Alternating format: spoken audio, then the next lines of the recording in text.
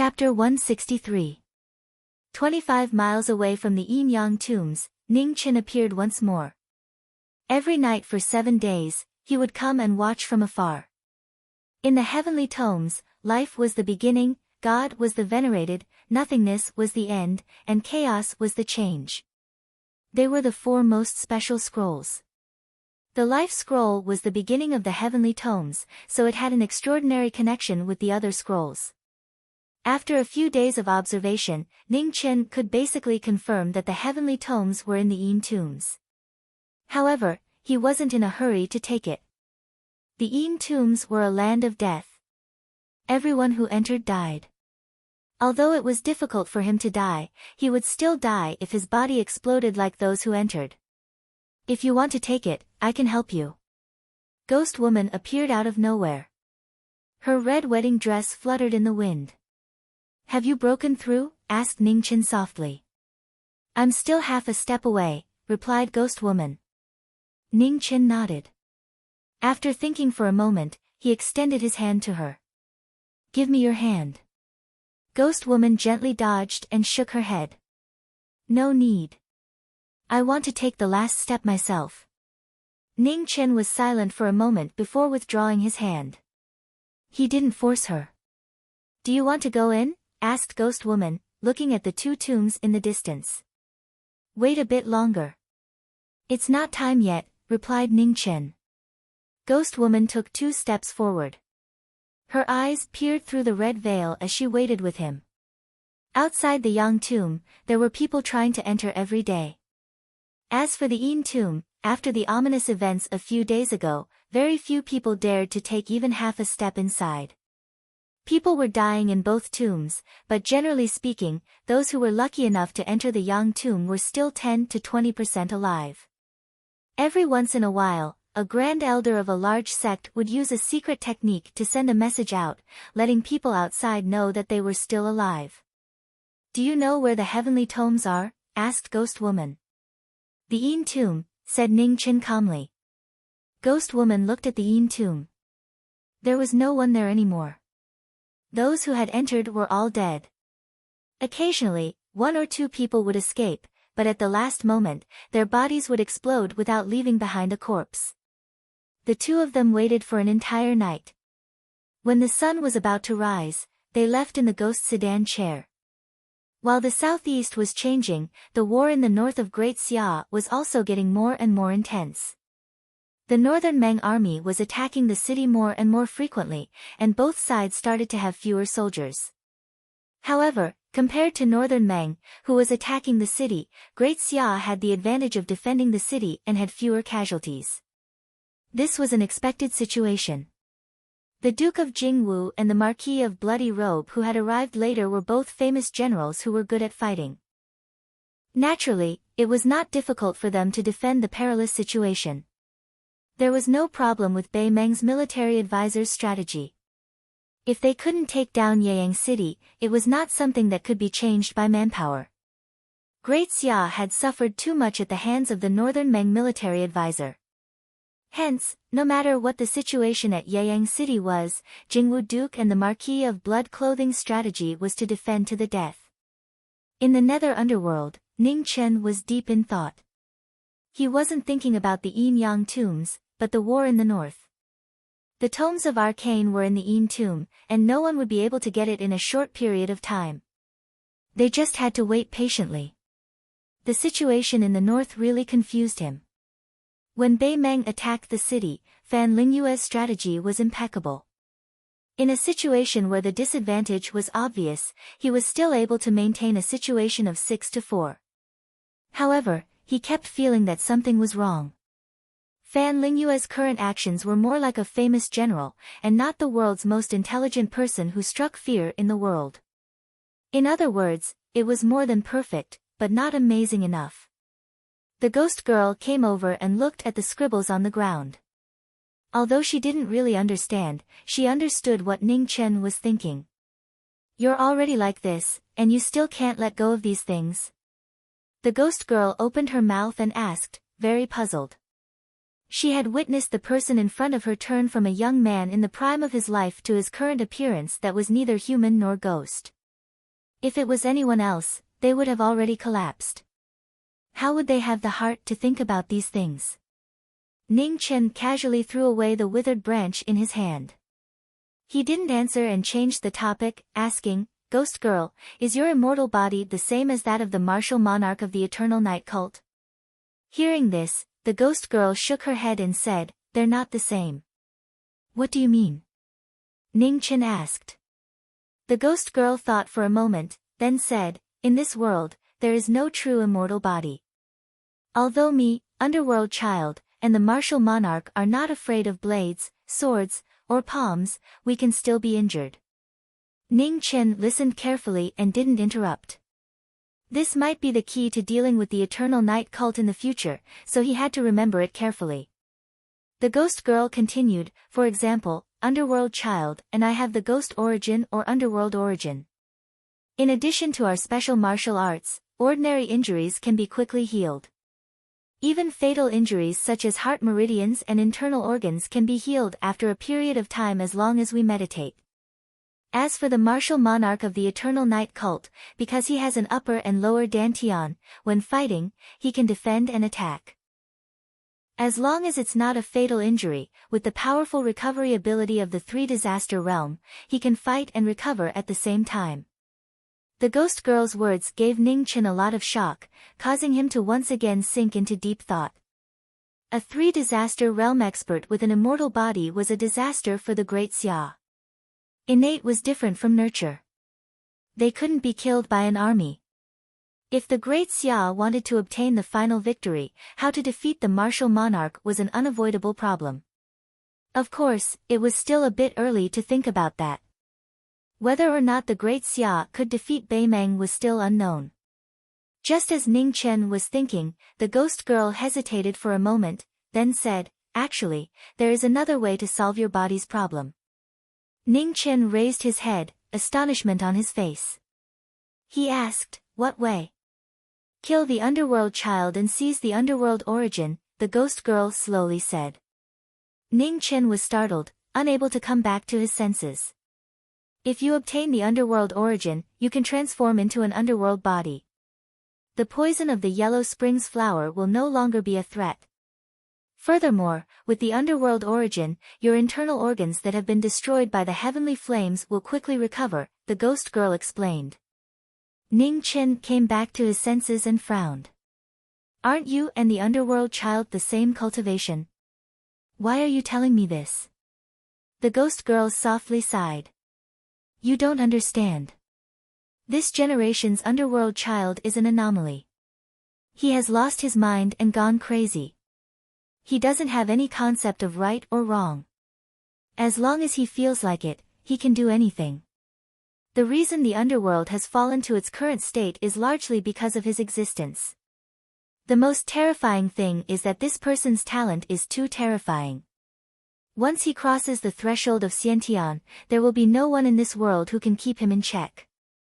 It's truly lamentable that fellow cultivators aren't of the same mind." Ning Chen's expression was complicated. The ghost girl continued, "However, once you die, I will still take back the underworld origin. The things of the underworld will still have to return to the underworld." "Of course." Ning Chen nodded. In the next few days, Ning Chen continued to wait outside the Yin Yang tombs every night. Something had also begun to happen to the Yang tomb. Although the people who had entered hadn't died, none of them had been able to leave. They were all trapped inside. "Prepare yourselves. It's time for us to go in." On the fourth night, Ning Chen looked at the two tombs in the distance. Dao Kuei had taught him a secret art from the Taoist path. In the past, the Taoist path had been the master of formations and restrictions. The secret arts he had learned were mainly cultivation techniques.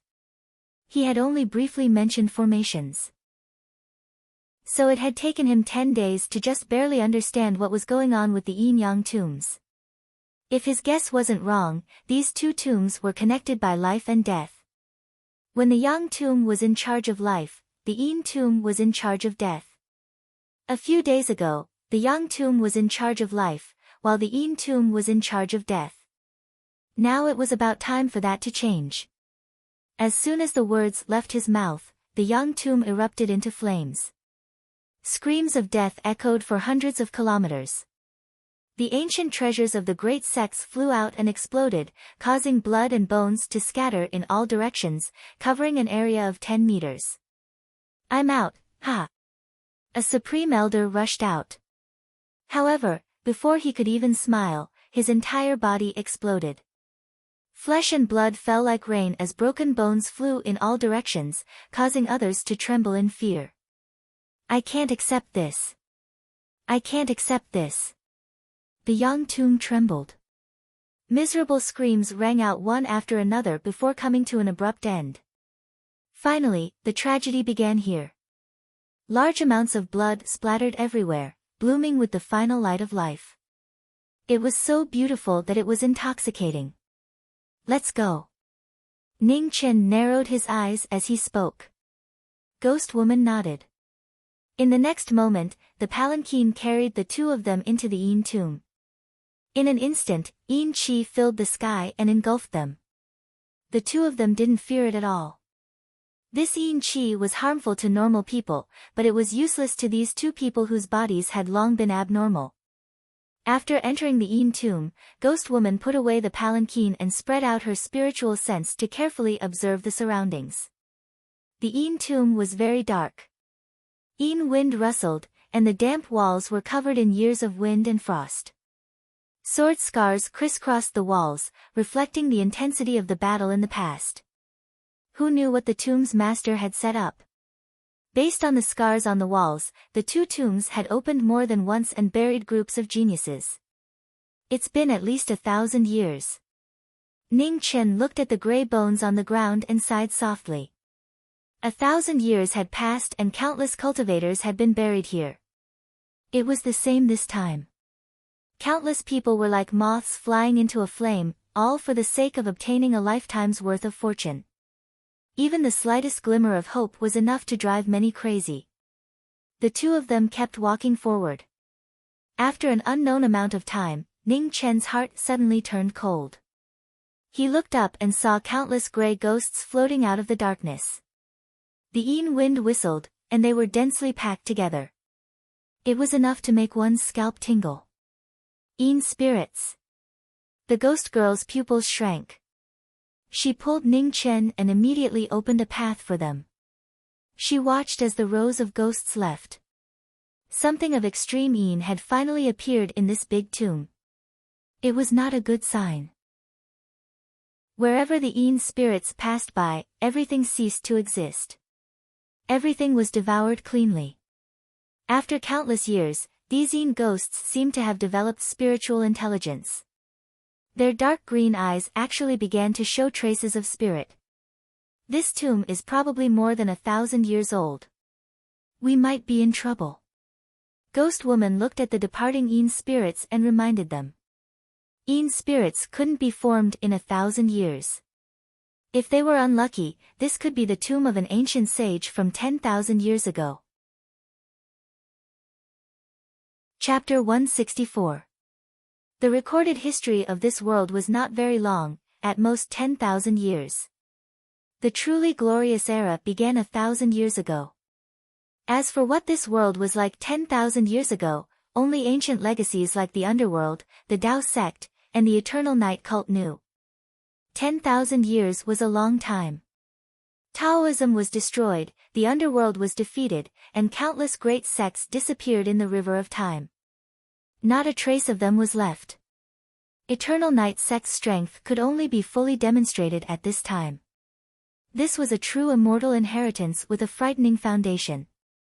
Once upon a time, the underworld also controlled the ups and downs of the world.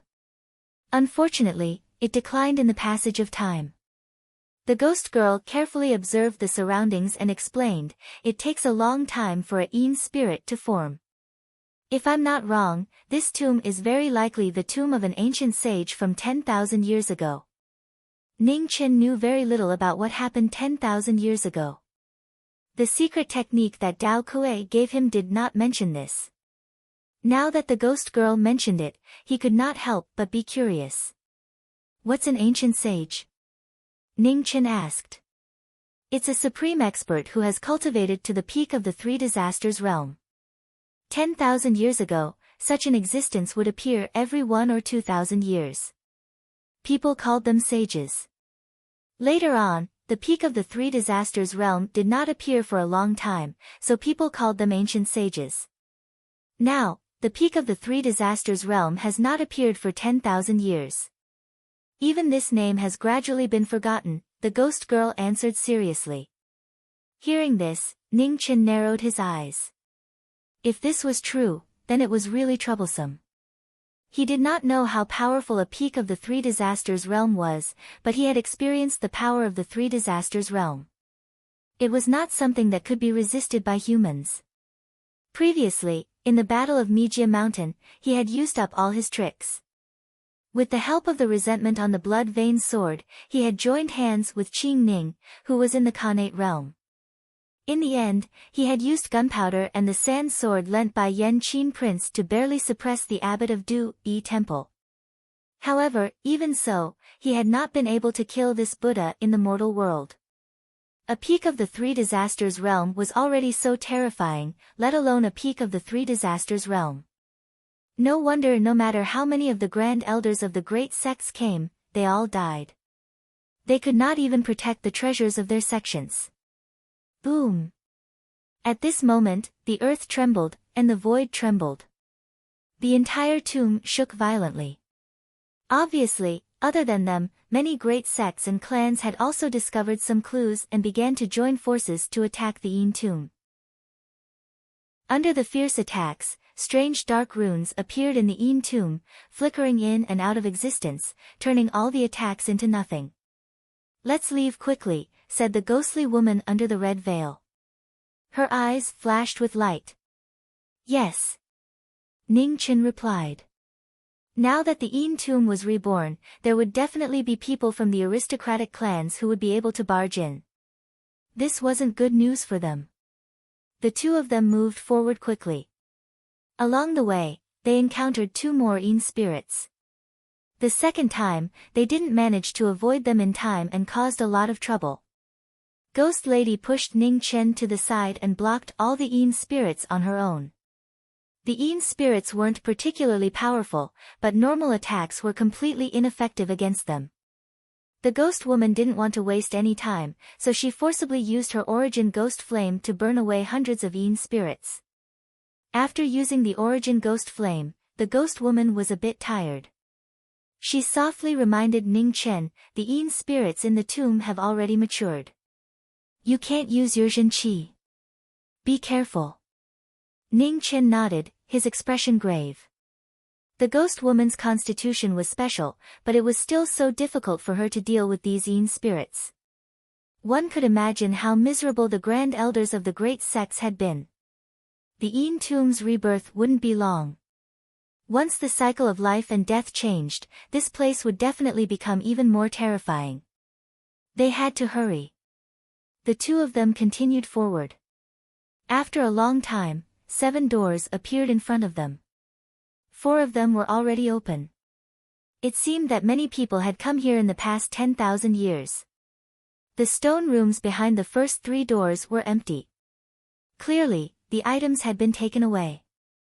Only the 4th stone room had its door wide open, but the items were still there. Behind the door, the entire stone room was dyed red with blood. The ground was covered in white bones, looking extremely miserable. There was no doubt that the people who had opened this stone room were the grand elders of the great sects who had entered a few days ago. Unfortunately, they had all died here. It was unknown what terrifying things had happened here. Broken swords, broken cauldrons, broken spears, none of the treasures of the great sects were intact. They had all been destroyed here. It had to be known that some of the most powerful treasures could barely resist a Xiantian expert under the full power of a peak 9th rank expert. Even if their offensive power wasn't enough, they should still be able to protect their lives. There was a medicinal plant in the stone room. It was in the shape of a human, growing among the white bones. Its medicinal fragrance assailed the nostrils. It was extremely extraordinary. A humanoid king medicine. The ghost woman's eyes flashed with shock. Ning Chen glanced at it but didn't enter. Instead, he walked toward the seventh door. This king medicine wasn't so easy to obtain. Even if the Yin tomb's owner was reborn, if he wanted to take it away, he would have to pay a great price. The grand elders of the great sects would quickly arrive. He couldn't waste time here. Seeing that Ning Chen wasn't moved, the ghost woman immediately advised, "This king medicine is useful to you. You can't give it up like this. It's too late. Finding the heavenly tomes is more important." Ning Chen continued to walk forward without looking back. Even though he felt that this heavenly tomes was not the supreme scroll, he couldn't jump to conclusions without seeing it with his own eyes. He had promised Dao Kuei that he would do his best to find the void scroll. As long as he was alive, he couldn't go back on his word. The ghost woman glanced at the king medicine and then at the departing Ning Chen. Her figure flashed, and she charged into the stone room. At this time, Ning Chen had also arrived in front of the seventh door. He reached out to push it, but as expected, it didn't budge. Ning Chen didn't take out the black sword from behind his wheelchair. Instead, he activated the life scroll and slashed down. With a loud bang, the door trembled. A 3-meter sword mark appeared, but the door still didn't open. As expected. Ning Chen frowned. The marks on the 7 doors were all different. It was clear that every time the Great Tomb appeared, there would always be people trying to open the 7 doors. Although the owner of the Great Tomb wasn't a kind person, he wasn't a ruthless person. In the 9 deaths, there was still a chance of survival. That was why 3 of the doors had already been taken away. According to the marks and the final result, there was a pattern to the opening of the doors. It should be that after the first door was opened, the next door would be opened. The bad news was that no one knew the order of the 7 doors, so they had to try. The good news was that there were only 3 doors left that hadn't been opened yet. The probability was 1 in 3. It seems that someone got here before us. At this time, a devilish figure appeared. The moment he appeared, he gave off a strong pressure. His blue armor shone with a cold and evil light. His handsome face had an emotionless smile. The person who came was an anomaly from hell, Underworld Child. Underworld Child. Ning Chen narrowed his eyes. He had never met Underworld Child before. However, there wouldn't be a second person with such an evil and cold aura in this world. Behind Underworld Child, a girl with dim eyes stood there. Although she looked young, the aura on her body was unusually vast. She didn't lose to an upper sky. The aura of the Yellow Springs flower. Pitiful person. Underworld Child looked at the black-clothed figure in front of him. The corner of his mouth curled up slightly. The cold arc made people feel cold all over. Help him free himself. Yes. The girl accepted the order. In the next moment, her feet moved. Her figure turned into a white shadow as she slammed her palm down. Boom! The sword and palm collided. Ning Chen only felt a huge force coming from his ink sword. He couldn't dissolve it in time and was immediately pushed back 3 meters. The corner of his mouth was stained with blood. It dripped onto his black clothes. The black clothes and black blood slowly merged together. Ning Chen didn't feel much pain. With his current body, it wouldn't be easy to die even if he wanted to. Oh! Underworld Child touched his lips with his finger. The smile on his handsome face grew wider.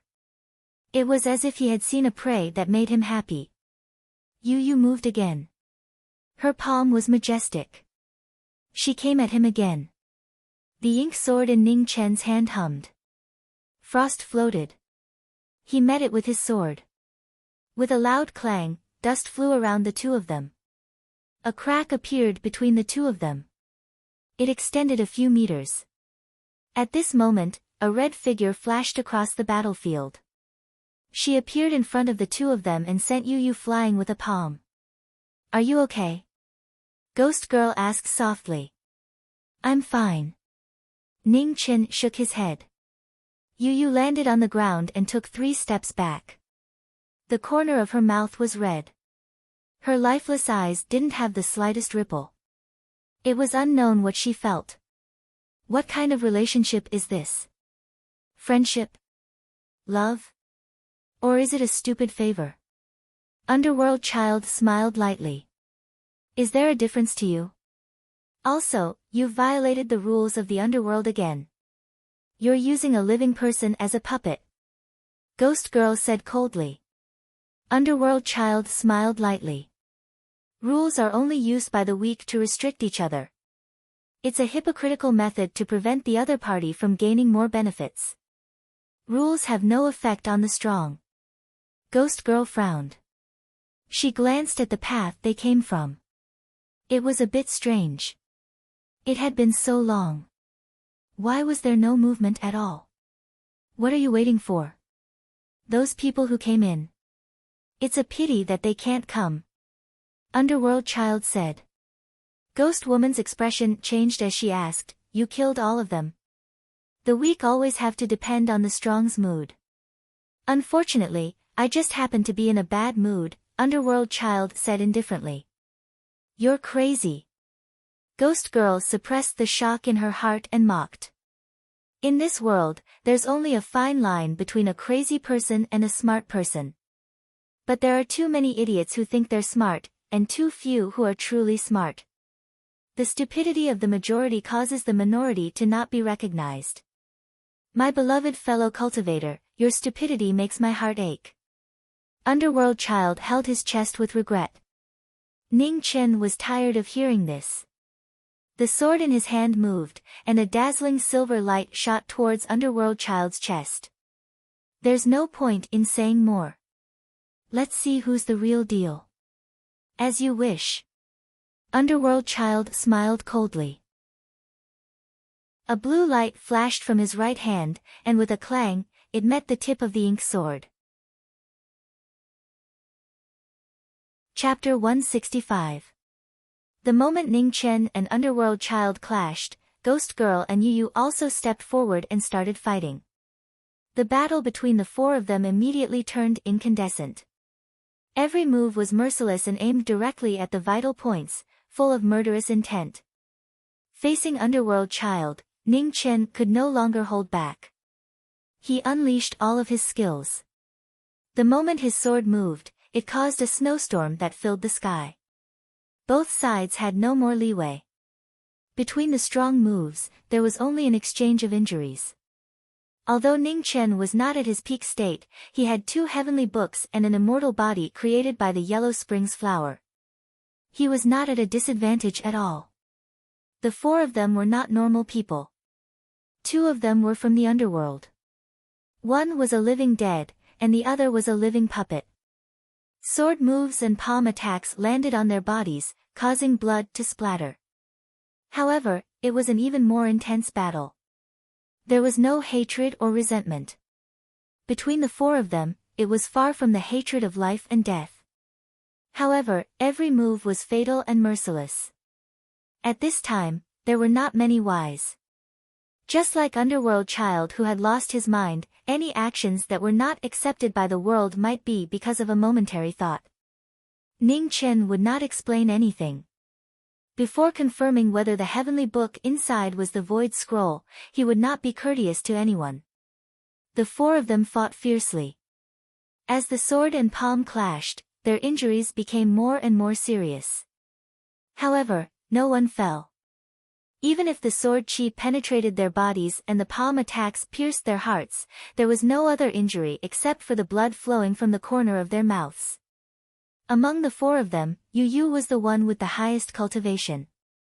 She was infinitely close to innate. However, in a real battle, the difference in foundation and experience was gradually revealed. Ning Chen, Ghost Girl, and Underworld Child were undoubtedly the strongest people below innate. Although Yu Yu was not bad, she was still slightly inferior to the 3 of them. When the battle reached the most intense moment, the moment the four of them crossed each other, Ghost Girl used her incantation and showed the strange martial arts of the underworld. Ghost Desolation Art, 100 Ghosts Confinement Sky. 100 ghosts appeared, trapping the sky and locking the earth. Yu Yu could not dodge in time and was trapped by the 100 ghosts. In a short gap, Ghost Girl freed her hand. She raised her palm and slammed it on Underworld Child's chi. A piece of Underworld origin flew out and was caught by Ning Chen. At the same time, the black sword condensed into frost and pierced Underworld Child's heart without mercy. The Devil Cultivator was injured and became even more crazy. He slapped both of them, flew out and vomited blood. Ha! His crazy laughter shook people's hearts. Dark blue flames rose around the Underworld Child's body, forming an extremely strong pressure in the dark space. Ghost Desolation Art, Soul Severing. The Ghost Girl condensed her technique, and cold ghost chi filled the sky. Her slender hand carried the power of 10,000 caddies as it pressed toward the Ghost Girl. With a hung sound, their extreme moves collided. The two individuals both took 2 steps back, their bodies dyed in vermilion. A flying feather, heaven and earth, one sword. In that instant, the sword that was heading straight for him split into 100,000, and the 100,000 condensed into one. It pierced into Underworld Child's heart meridian through the same wound as before. Blood sprayed out and dyed the body of the ink sword red. Underworld flames burned the heavens. The burning sky underworld flame rose and spread out with a loud bang. Ning Chen was the first to bear the brunt of it. He was directly sent flying 30 meters away, and black blood splattered all over the ground. The Ghost Lady was also affected by the nether flame. She retreated a few steps before stabilizing her body. At this moment, the 100 ghosts were engulfed by the underworld flames and quickly dissipated. Yu Yu escaped and immediately came to Underworld Child's side. Yu Yu, let's go. Underworld Child smiled faintly. With a light step, he disappeared behind the blue flames. Yu Yu followed and disappeared as well. Ning Chen and the Ghost Lady's expressions were solemn. Even this couldn't kill him. This Underworld Child was truly terrifying. In the next moment, Ning Chen's chest tightened, and he vomited a mouthful of blood. He looked exhausted. The Ghost Lady immediately went forward. Her vermilion lips parted slightly, and wisps of ghost chi guided the underworld poison from Ning Chen's body into her mouth. It temporarily suppressed the poison that could explode at any time. You can't use your true chi anymore. The Ghost Lady warned. Although she could cure the underworld flower's poison, there was a limit. Once the underworld flower's poison spread, even a deity would be powerless. Ning Chen nodded and softly agreed. Leave the rest to me. With that, the Ghost Lady walked in front of one of the doors. She flipped her hand and slammed her palm on the door. A violent vibration sounded. The door shook, but it was still firmly shut. No, it's not that. Ning Chen spoke and reminded. Hearing that, the Ghost Lady looked at the remaining 2 doors. Under Ning Chen's signal, she walked to the door in the middle. She raised her cultivation to the peak, and the ghost chi in the sky crashed into the door. In the shocking explosion, the door was blasted open. The scene that had been sealed for 10,000 years finally appeared in front of them. Be careful. Ning Chen's expression changed. He slammed his wheelchair and instantly came in front of the Ghost Lady. He only had time to push her away before he felt his chest sink and a sharp pain came. The Headless Horseman's spear pierced through Ning Chen's heart. Black blood spilled out. It was extremely terrifying. In the next moment, 3 more spears slashed down. The yin chi was dense and threatening. Ning Chen ignored the spears in his chest. He condensed his left hand and caught the spear that was slashing down. At the same time, he waved his ink sword and swept away the remaining 2 headless horsemen. The familiar scene made Ning Chen's heart tremble. This time it was not an illusion. That meant that the soldiers and headless horsemen he encountered in the underworld had existed before. Things were different now. Ning Chen was no longer the beginner of martial arts. However, facing these headless horsemen, he still felt a heavy pressure. In the stone room, a golden piece of paper floated above the stone platform. It was obviously the heavenly book that the two of them were looking for. The four headless horsemen cooperated well. Each of them was at the peak of the 9th stage. They firmly blocked the way forward. I'll hold them back. You go and get the heavenly book, Ning Chen said solemnly as he cut the spear in his chest. Be careful. Ghost Woman instructed, and then she took a step forward and flashed out swiftly. The spear was waved in an attempt to block the way forward. However, the ink sword condensed into frost. The sword's power was shocking. It slashed out a huge ravine that was 10 feet long. The ghost lady took the opportunity to charge in. She came before the heavenly book and grabbed it. Retreat. Ning Chen covered the ghost lady and came out. He waved his sword and made a prompt decision. The ghost lady was not a sloppy person. She also sent out a palm and quickly retreated. The sword and palm moved together. With a loud bang, they blocked the four headless horsemen's steps. In the blink of an eye, the two of them had disappeared without a trace. In the next moment, the ghost palanquin flew through the night sky, quickly heading north. An hour before daybreak, the two of them finally returned to the underworld. After Ning Chen returned, he immediately went into seclusion to heal. The ghost lady stood guard at his side, helping to transfer the small piece of nether spring that she had taken from the underworld child into his body. The nether spring was too small. It was less than a fifth of its original size.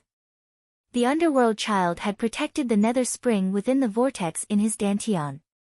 Although the ghost lady's palm had shattered the nether spring, she had only managed to force out a small piece. 2 days later, Ning Chen finally suppressed his injuries. Unfortunately, the nether spring was too small. It was far from enough to heal his organs that had been damaged by the heavenly flame.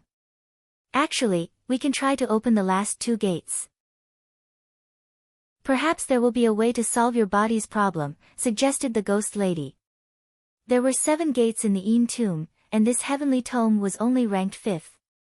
That meant there was something even more incredible behind the last 2 gates. There's no need. Ning Chen shook his head and continued, right now, no one knows when the 2 tombs will switch between life and death. When it will start, when it will end, and if there's a pattern to it. Furthermore, the 4 gatekeepers that have appeared this time are monsters that can't be killed. If a Xiantian realm existence comes out of the last 2, we won't even have a chance to escape. But your injuries? The ghost lady was a bit worried. It's fine. With this underworld spring, the yellow spring's flowers poison won't spread for now. It's actually pretty good to have an undying body. The heavens have already treated me well, said Ning Chen with a faint smile. The people of the underworld never believe in the heavens, sighed the ghost lady. Actually, I don't believe in it either. Ning Chen smiled. Alright, now that you have the heaven and earth scrolls, you should try to break through to the Xiantian realm. I'm fine for now, so don't worry. The ghost lady nodded. Be careful. I might be in seclusion for a long time this time. If there's nothing important, don't leave the underworld. Ning Chen smiled and didn't reply.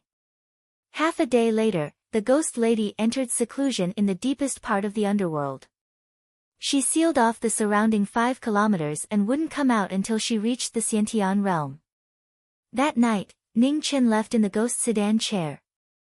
When he stepped into one of the Grand Xia's cities, he heard the most shocking news.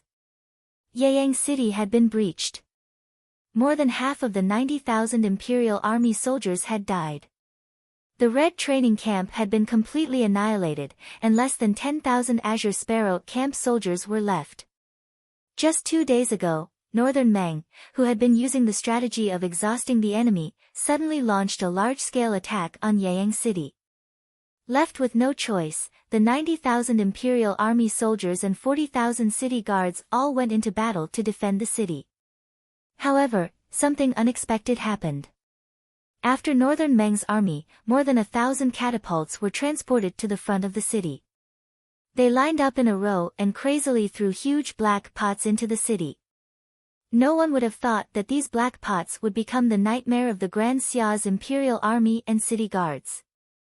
After the pots broke, black water flowed out and continuously spread. No one knew what this black water was. It was only when the sky was filled with fire arrows that the nightmare truly began. The black water started to burn crazily. Once a person came into contact with it, the fire could no longer be extinguished. He would be burned alive. The black water couldn't flow out of the city walls and could only flow into the city. The fire also spread rapidly along with the pots that were continuously thrown into the city. It couldn't be stopped. The fire in Yeyang City burned for an entire day. It could be seen clearly from 100 kilometers away. Yeyang City was in a miserable state. The imperial army had suffered heavy casualties and lost the city walls. In the battle that happened one day later, they were defeated again. In this battle, Northern Meng also suffered heavy casualties. Their army of 250,000 was reduced to less than 200,000. However, the most important 100,000 steel cavalry and 10,000 heavy cavalry suffered very few casualties. Compared to the importance of the outcome of this battle, this price was completely acceptable. Under the night sky, the ghost sedan chair streaked across the night sky and rushed towards the north. 2 hours later, Ning Chen arrived at Yeyang City. Looking at the scorched earth, his heart was abnormally heavy. At a corner of the city wall, there were still some remnants of armor that hadn't been completely burned. Ning Chen went forward and picked up a piece of armor. Immediately, his expression changed drastically. Crude oil. Chapter 166. The shock in Ning Chen's heart was unparalleled. The ghost palanquin swept past and rushed towards Jialing City. Crude oil was discovered very early in the history of Huaxia, but it was only used in modern times. One of the reasons was that these things were usually buried deep underground and not easy to extract. When he came to this world, he tried his best to avoid the appearance of things that surpassed the era. Every era had its own specific path of civilization, and he didn't want to destroy it casually. Things like gunpowder and crude oil, once they appeared in war, they would destroy the balance and cause more destruction. Great Xia had crude oil, this was something he knew long ago. However, he wasn't too worried. After all, many changes in thinking couldn't be done overnight. Just like the appearance of gunpowder in Huaxia, it was only used to make firecrackers in the beginning. When someone thought of using it in war, it was unknown how many years later it would be. It wasn't rare for ordinary people to discover this thing. In the past, Huaxia was even discovered and recorded in the Eastern Han Dynasty. However, discovery and use were two different things. From the Eastern Han Dynasty to the use of crude oil, it took more than 1,000 years. When it was used in war, it was only close to 100 or 200 years. Simply put, people's thinking and knowledge were limited. Just like the Marquis of Great Xia, he almost didn't have the chance to see these things with his own eyes. Even if he occasionally heard about it, he wouldn't take it to heart, let alone use it in war. And the people who discovered crude oil weren't at the level of Marquis, so it was even more impossible for them to think in this direction. The ghost palanquin came to Jialing City. A few days ago, Northern Meng launched a surprise attack and took down this city. During those days, he was unconscious in the underworld and didn't know about this news. Jialing City was close to a mountain and its geographical location wasn't important. Logically speaking, it shouldn't be the target of Northern Meng's attack. After Ning Chen came to the city, he didn't stop at all and directly rushed to the several camps where Northern Meng's army had been stationed in the past. The campsite required for a 250,000-strong army was enormous. Ning Qin checked for nearly 2 hours and finally found some unusual signs. In the camp closest to Mount Li, marks were 1 inch into the ground. Obviously, they had pulled something very heavy. Ning Qin followed the marks into the mountain. At the place with the most wool marks, he saw a huge gully. The crude oil didn't flow much, obviously the surface part had been extracted. After looking at it, Ning Qin had a rough understanding of the situation. Without a doubt, Fan Lingyue already knew that there was crude oil here, which was why he didn't fire anywhere else but here. He had seen the crude oil residue in Yeyang City before. It was different from the crude oil here. It flowed much better. Obviously, it had been processed simply.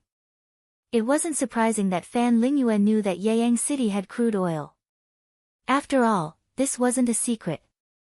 Furthermore, Yeyang City definitely wasn't the only place with crude oil in Grand Xia. If they sent more people to investigate and inquire, they would surely find something. However, just like what he said, discovering it and using it were 2 different things. Fan Lingyue discovered it and used it, becoming a calamity for Grand Xia. Although the might of crude oil was far more than that, Fan Lingyue had already used it in the war when no one took it seriously. Ning Qin felt a little helpless. If it was him, without the memories of the later generations, it was very likely that he wouldn't have thought of this step. War had its own knowledge, such as weapons, armors, and catapults. Before seeing the shocking scene of Yuyang City being burned down, who would have thought that this ordinary-looking black water would have such great power? This battle was going to be difficult. Ning Qin sighed. After this defeat, the morale of Grand Xia would definitely fall to the lowest point. Defeat wasn't something that could be broken. What was terrifying was the continuous defeat. Ever since Great Xia and Northern Meng started fighting, Great Xia had never won and had always been defeated. First, it was the crushing defeat at Beizhong Plains. Then, Yangue City was broken. Then, it was the crushing defeat of Marquis Taiping's army. Next, it was Heaven's Gate that was broken. Today, Yeyang City was broken. This time, even the most elite imperial guards of Great Xia were defeated. The soldiers and commoners of Great Xia might very well have the thought that Great Xia might really not be able to defeat Northern Meng. Great Xia really couldn't defeat Northern Meng. This was something that absolutely no one would believe before the start of the war. However, today, not only others, but even the commoners of Great Xia had started to believe this fact. The invincible Great Xia had really become a thing of the past. Everyone had overlooked a fact. Actually, in this battle of defending the city, the Imperial Guards of Great Xia had done well. Apart from being stunned by Northern Meng's sneak attack at the start and suffering heavy casualties, in the battle of defending the city a day later, even without the protection of the city walls, they still showed strong combat strength. In the final battle, Northern Meng lost close to 60,000 soldiers. However, the number of Imperial Guards that died in this battle was less than half of Northern Meng's. Northern Meng had an overwhelming advantage in numbers. Breaking the city was inevitable, and no one could stop them. Unfortunately, Yeyang City was broken into such a pitiful state that no one would notice this fact. Fan Lingyue was a terrifying person. He knew how to scheme and scheme. He used the lives of 60,000 Northern Meng soldiers to open a path out of the city. After this battle, less than 10,000 soldiers were left defending the city. More than half of the 90,000 Imperial Guards were lost. The Red Training Camp was wiped out, and the Green Sparrow Camp was basically destroyed. Of the 3 camps, only one was left. Along with Yeyang City being broken, it was a huge blow to their morale. 60,000 Northern Meng soldiers in exchange for Yeyang City and the fear of the entire Great Xia was definitely worth it. Furthermore, Northern Meng's most important 100,000 iron cavalry and 10,000 heavy cavalry were perfectly fine. This was the true nightmare of Great Xia. Simply put, after this battle, Great Xia was in danger. The fall of a country was no longer a joke. Instead, it was a huge problem that everyone in the Emperor dynasty had to face. Weiyang Palace, Heavenly Mandate Hall, and Grand Scholar's Manor. After the three most powerful people in Great Xia received the news of Yeyang City falling, they all fell into silence. Xia Mingri's brows were locked tight. He had already listened to Ning Chen's suggestion. If they could not win, they should try their best to drag it out until autumn. Who knew that even if Great Xia defended, they would still lose time after time. They could not win and could not defend. That advisor of Northern Meng was so strong that it exceeded their expectations. Great Xia was in a passive state. If this continued, they would really be wiped out. The assassinations in the imperial city continued to occur every few days. With the death of the third prince, apart from the advisor of Northern Meng, no one knew how many people there were. The nobles in the imperial city were anxious every day, afraid that they would be the next to die. The imperial guards of the 6 camps were patrolling day and night, trying their best to find the assassins. However, the imperial city was too big. Previously, they had borrowed the power of the third prince to sneak into the city. It was easier said than done to find them again. In Weiyang Palace, Zhang Sun stood in front of the window and looked at the night sky. She had a complicated expression and did not speak for a long time. Qing Ning stood at the side and did not say a word, silently waiting.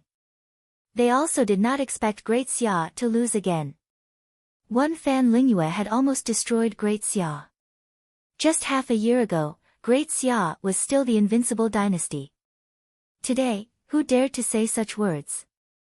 There were no excuses. They just could not win. If only he was here, Qing Ning sighed softly. In this world, the only person who could compete with the military advisor of Bei Meng was Ning Chen. There was no lack of smart people in Great Xia. However, the thinking of these two people had always exceeded everyone else by a large margin. They could no longer be described as simply smart. Zhang Sun looked out of the window and said slowly, he has already sacrificed too much for Great Xia. If not for him, Great Xia would not have lasted until now. Let's leave the rest to fate. Hearing this, Qing Ning sighed again and did not speak. Outside Jialing City, Ning Chen did not stay for long. After a simple inspection, he left in the ghost sedan. Northern Meng had broken through an important defensive line of Great Xia. Now, it was up to Duke Jingwu and the rest to deal with it. He had stayed in the underworld for too long. His understanding of the war was only at the surface level. He was not clear about many details and could not think of a solution for a while. It was getting late. He had to go back as soon as possible. The ghost sedan flew past the north of Great Xia. Before dawn, he finally rushed back to the underworld. Ning Chen did not know if he would have a chance to see the light of day again in this life. However, there was always hope to survive. He could not go out during the day. Fortunately, he had obtained a piece of netherworld spring. He did not have to worry about the spread of the poison of the underworld flower and could try to cultivate. At first, Ning Chen did not dare to be careless. He carefully circulated traces of vital energy in his body. When he felt that there was no change in his body, he tried to circulate more vital energy. However, when Ning Chen circulated 1/3 of his vital energy, the poison of the underworld flower showed signs of spreading again. Clearly, it had reached the limit of the netherworld spring. Ning Chen sighed. He had to give up temporarily. It seemed that the netherworld spring in his body was not enough to support his cultivation. Since he could not cultivate the scroll of life and scroll of earth, Ning Chen could only try to cultivate the scroll of heaven that he obtained from the Yin tomb. That golden page was with the ghost girl. However, he had memorized the mental cultivation method. Now, instead of carefully circulating the scroll of life and scroll of earth, he might as well try the scroll of heaven that he had no foundation in. Like the scroll of earth, the moves of the scroll of heaven could only be cultivated after reaching the Xiantian realm. Among all the heavenly books, except for the scroll of life, the rest did not focus on mental cultivation methods. The most important part was the few moves that were recorded after the mental cultivation method. Unfortunately, he could not cultivate them. The advantages and disadvantages of the heavenly books were very obvious. The scroll of life only had the mental cultivation method and basically no moves. Although he could cultivate the only move, it was frighteningly difficult. He estimated that he would not be able to cultivate it even if he practiced for another 10 years. As for the scroll of earth and scroll of heaven, only after reaching the Xiantian realm could he find out what was so special about them. After a while, faint blue lights lit up in the underworld. They were very weak, like fireflies in the dark, about to be extinguished at any time. Ning Chen cultivated the scroll of heaven for an entire day. Traces of vital energy gathered in his dantian, like a newborn baby, slowly but clearly growing. Chapter 167. The bright moon hung high in the sky and the night was enchanting. After a day of traveling, the northern Meng army stopped and set up camp.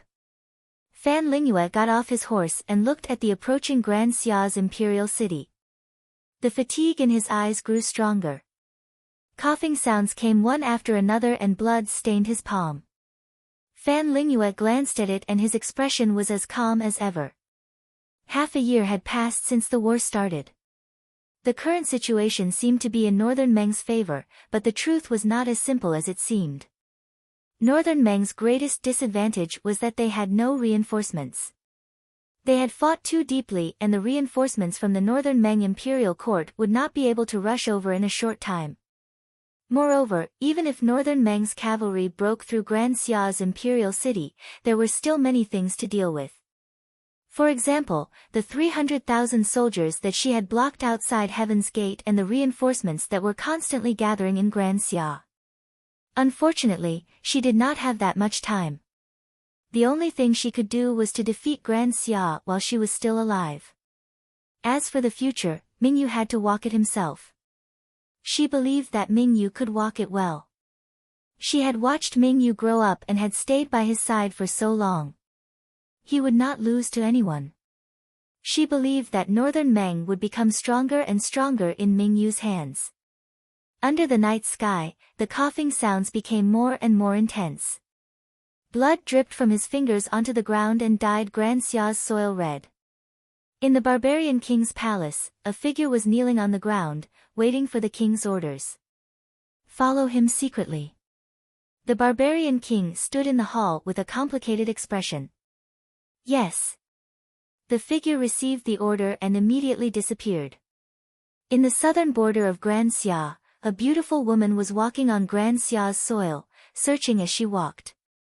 He was definitely not dead, but where was he? A man looked around in confusion, not knowing where to go. The vast Grand Xia was frighteningly large. A man walked day after day, searching for the figure in her heart. In the underworld, Ning Chen knew nothing about this.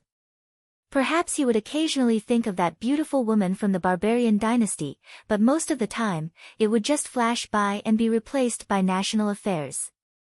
No matter what era it was, between a man and a woman, the woman's heart would always be filled by the other party. At most, the man would only think of that gentle smile when he was tired. Fairness between men and women had always been unrealistic since ancient times. Because of the difference in effort, women had sacrificed too much, while men had gained too much. There was no doubt that Ning Chen liked a man, but perhaps even he himself didn't know if liking and love were the same thing. In the underworld, Ning Chen only woke up on the 7th day. Inside his dantian, 2 extremely small cyclones were slowly rotating. Compared to the scroll of life and scroll of earth, they were still very weak. However, they could be considered to be in the initial stages of solidification. That day, during his battle with Eunuch Pei, he had shattered one of the cyclones in his body and temporarily gained the strength to fight against a Xiantian expert. If he wanted to regain it now, it would not be as easy as cultivating the Heaven Scroll. He could not continue cultivating the Life Scroll and the Earth Scroll. He could only cultivate the Heaven Scroll and the martial arts of the Zhangsun lineage that he had destroyed. The underworld spring within his body could only support a third of his true chi. Before the Heaven Scroll and the Zhangsun lineage's 2 cyclones grew stronger, he didn't need to worry.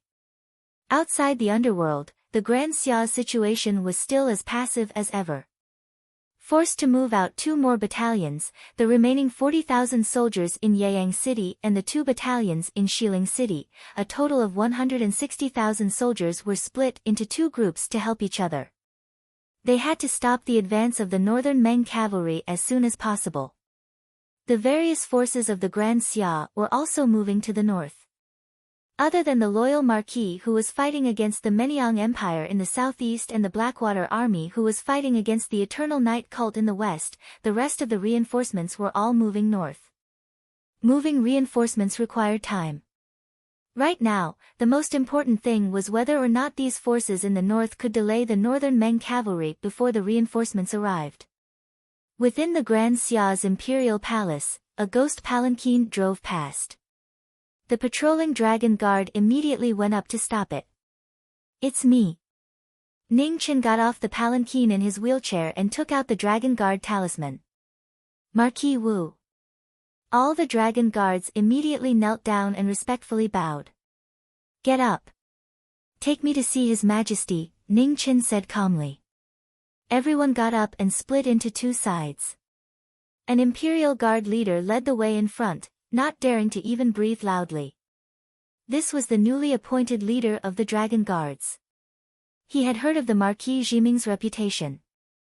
Meeting him today, even though he was dressed in black, he still felt an indescribable pressure. A person's reputation was like a tree's shadow.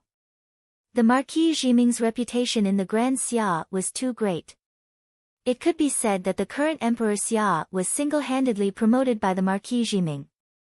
In the Heavenly Mandate Palace, Xia Mingyue got off the dragon throne and looked at the figure in front of him with a complicated expression. In the Grand Xia, the person in front of him was the person he wanted to see the most, but also the person he didn't want to see the most. It wasn't that the emperor was narrow-minded, but that such a person would destroy the balance of power of the emperor. However, he knew that Ning Chen was not greedy for power. He was willing to sacrifice for the Grand Xia again and again because he valued relationships. Everyone in the world thought that the Marquis Jiming was a cruel and heartless person. At first, he also thought so. Later, he realized how ridiculous this thought was. The Weiyang Palace was the biggest weakness of the person in front of him, but also the place he couldn't touch the most. He had his own mother, but after ascending the throne, he also didn't dare to neglect the person in the Weiyang Palace. "Come back and help me," Xia Mingri said seriously. Ning Chen shook his head gently and said, "I can't be out for too long. I have to leave before dawn. I'm just here to remind your majesty that it's almost time for the wheat grains to ripen. If you want to know the route of the northern Meng army, you can start from there." Hearing this, Xia Mingri was stunned and asked, "But according to the report of the spies, the northern Meng army still has enough food. There's no need to prepare for it in the short term. This will depend on Jingwu Duke's ability. The northern Meng army has always been heavily guarded." However, after the battle at Yeyang City, the northern Meng army also lost a lot of people. Apart from 100,000 cavalry and 10,000 heavy cavalry, they only have 80,000 soldiers left. The northern Meng cavalry can run very fast, but the remaining 80,000 can't run that fast. At this point, Ning Chen thought for a while and continued, "As for the black oil in Yeyang City, your majesty doesn't need to worry. Just let the spies keep an eye on it. This kind of surprise attack can only be used once. If it really appears in the northern Meng army, just send a martial arts expert to burn it. This kind of thing is easy to burn and will spread quickly. At that time, the northern Meng army will be the ones to suffer." However, with the intelligence of the northern Meng military advisor, he shouldn't make such a mistake. Xia Mingyue listened seriously and didn't miss a single word. After Ning Chen finished, he asked, "Do you have any way to deal with the northern Meng's heavy cavalry?" This was a huge problem for the Great Xia. The western and northern battlefields of the Great Xia had been turned upside down by these heavy cavalry. Yes, but it will be very difficult, Ning Qin said slowly. What do you need? Xia Mingri asked. 30,000 cavalry. The rest can't be explained in a few words. I will write down the specific methods in detail. However, there is one thing to note. Even if these cavalry are trained, they must be separated from the northern Meng's heavy cavalry. Otherwise, they won't have any chance, Ning Qin replied. Xia Mingri nodded and said, thank you. After explaining everything, Ning Qin didn't stay any longer and said, Your Majesty, I still have something to do. I will take my leave first. After saying this, Ning Qin turned his wheelchair and walked towards the palace. Behind him, Xia Mingri sighed softly. His mood was even more complicated. Fortunately, there was still a Marquis Jiming in the Great Xia. Otherwise, who could contend with the military advisor of the Northern Meng? Jiming Marquis' manor. Ning Qin returned.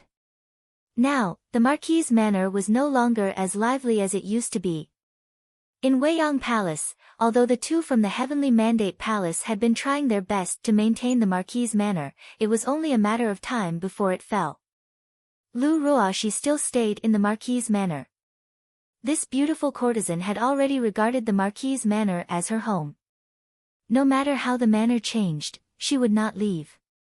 Ning Qin sat in his wheelchair and walked into the backyard. The huge backyard was empty and lifeless. Little Ming Yu's room was empty. The little girl who used to pester him to tell her stories had now returned to the Northern Meng imperial court and continued to be the emperor. In the past, he always felt that little Ming Yu was too clingy. Now, without the little girl by his side, he always felt that something was missing. He had taught her to be benevolent and love the people. He also taught her to be decisive. He believed that Ming Yu would become a good emperor. The era of Ming Yu would always pass. The future of the Northern Meng and the Great Xia would be decided by Ming Yu's generation. Marquis, is that you? At this moment, outside the door, a soft voice asked with a bit of nervousness. Ning Qin turned around and looked at the beautiful figure at the door. A touch of warmth flashed in his eyes as he said, It's me. Hearing this familiar voice, Lu Ruoxi's eyes suddenly became moist and tears unconsciously flowed down. After not seeing her for a month, Lu Ruoxi had lost a lot of weight and her beautiful face had a bit of sickly weakness. Come here and push me around the courtyard, Ning Qin said with a smile. Compared to the other women he knew, Lu Ruoxi was undoubtedly the weakest. She had no background, no strength, and even needed to rely on a man to survive. In fact, most women in the world were like this. It was just that the women he had met before were too powerful. For example, Qing Ning, Xia Miaoyu, Su Fian, and Fan Lingyue. However, there was only one Fan Lingyue in the world. Most people were still ordinary people. He had never thought of changing Lu Ruoxi. Being an ordinary person was good enough. She could live a peaceful life and not be involved in the storms of the outside world. Marquis, are you going to leave this time? Lu Ruoxi asked. Ning Qin was silent. After a moment, he softly said, I came back to take a look. Lu Ruoxi understood what he meant. Her expression darkened and she no longer spoke. Chapter 168. The two of them walked around the manor for a long time. Ning Qin looked at the familiar yet unfamiliar manor, his mind filled with many thoughts. Unknowingly, he had been in this world for a year. Too many things had happened in this year. They seemed to be right in front of him, but when he thought about it carefully, they seemed so far away. Great Xia went from its peak to its decline.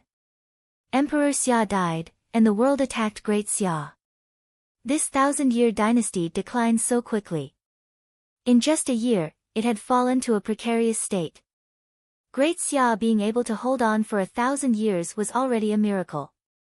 In Chinese history, other than the distant Zhou dynasty, no other dynasty could last for more than 500 years, let alone 1,000 years. Great Xia's exhaustion had already shown signs. Just like the chaos of the 7 cities, he still didn't think that it was something that Prince Yu could do. However, this matter had happened a long time ago, and he didn't want to investigate it anymore. Many historical truths would eventually be buried in the darkness. Now that a new emperor had ascended the throne and the dust had settled, there was no point in investigating many things. Perhaps, Great Xia still had more internal problems that hadn't appeared, but it was no longer important. Great Xia's decline was coincidental, but it was also inevitable. However, Fan Lingyue's appearance brought this day forward by 10 years, 100 years, or even 1,000 years. Living in the same era as such a person was both fortunate and unfortunate. He didn't know whether Great Xia would fall or not, but he would try his best to stop it. As for the result, it wasn't something that he could decide. Fan Lingyue's greatest intelligence was that he was good at borrowing the power of the situation. There was a limit to a person's strength, and no matter how smart he was, he couldn't predict everything.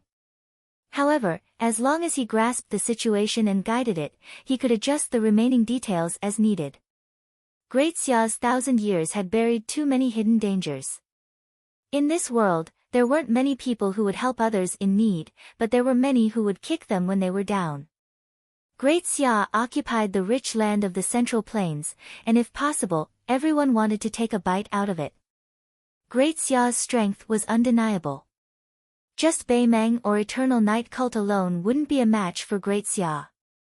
However, if the two sides worked together, it was enough to go against the invincible Great Xia. As for the desolate city, Du Yi Temple, and the internal strife of Great Xia, they were all the result of Fan Lingyue's actions. Since the start of the war between the two dynasties, Great Xia had used up too much strength due to various internal and external reasons. Only when they officially fought with Beimeng did they realize that they did not have enough strength.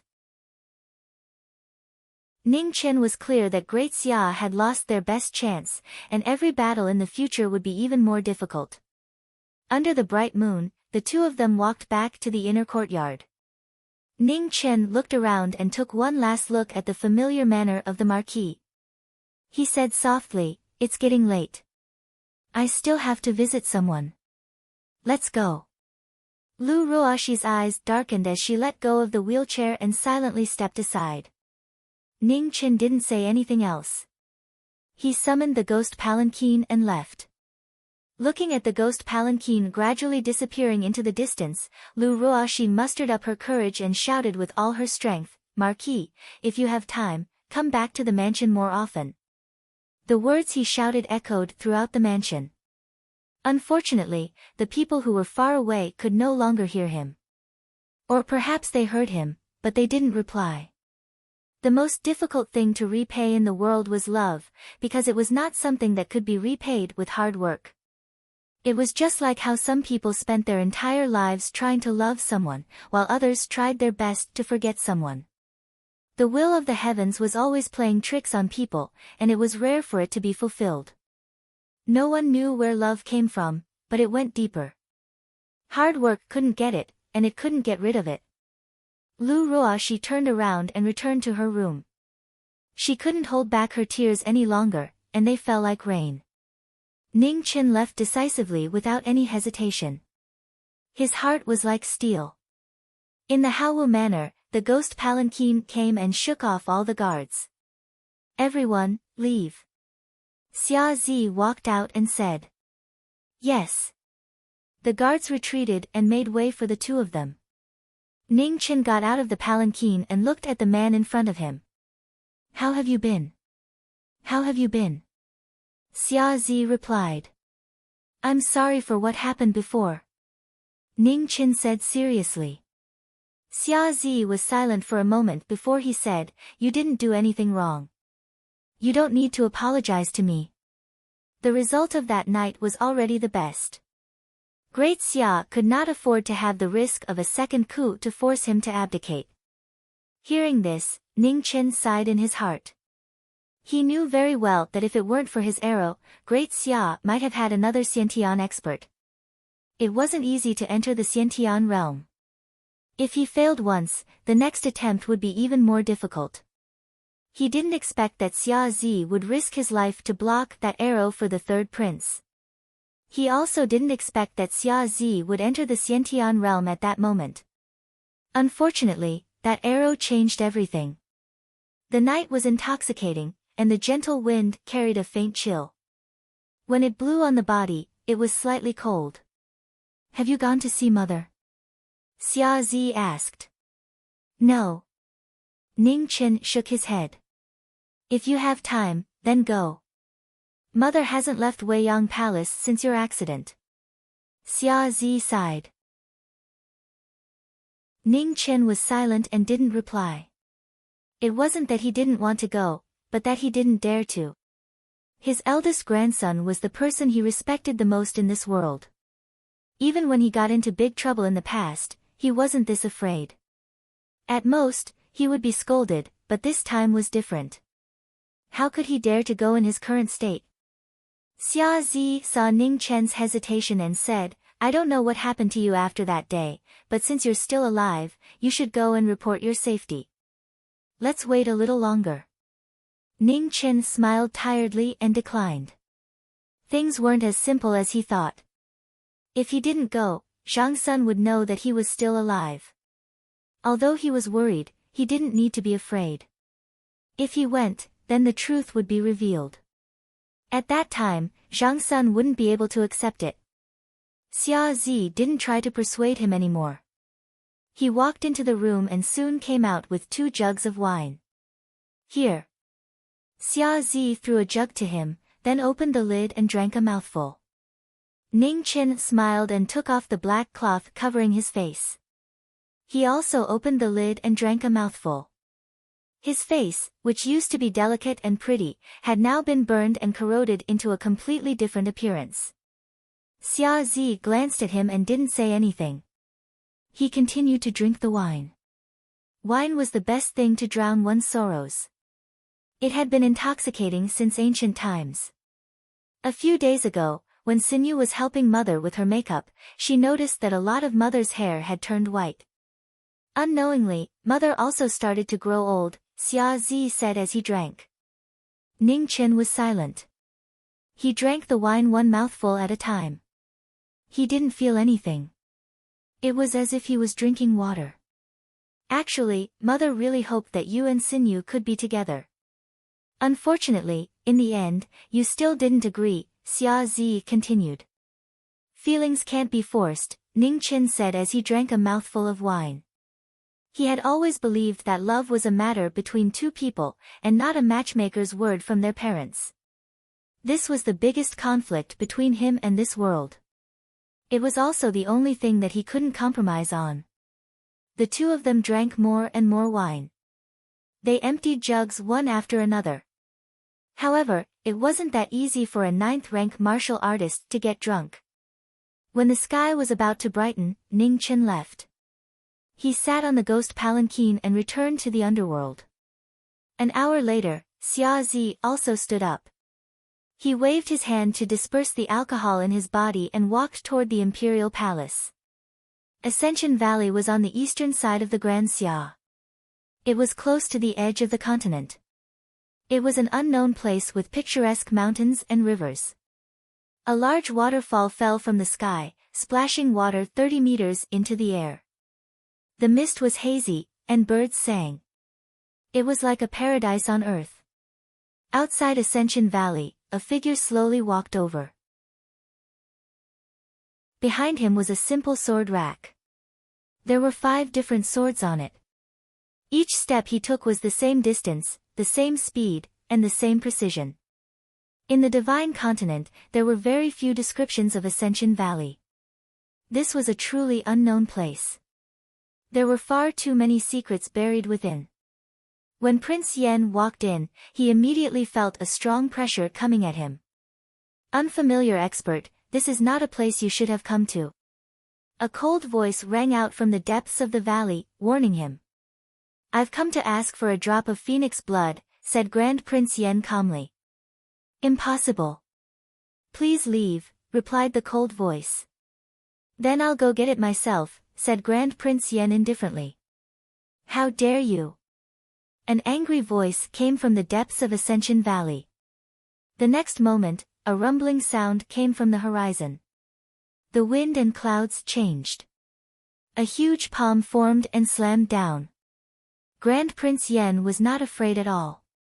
He clenched his fist and a red sword flew out. It slashed the sky and scattered the wind and clouds. Rumble.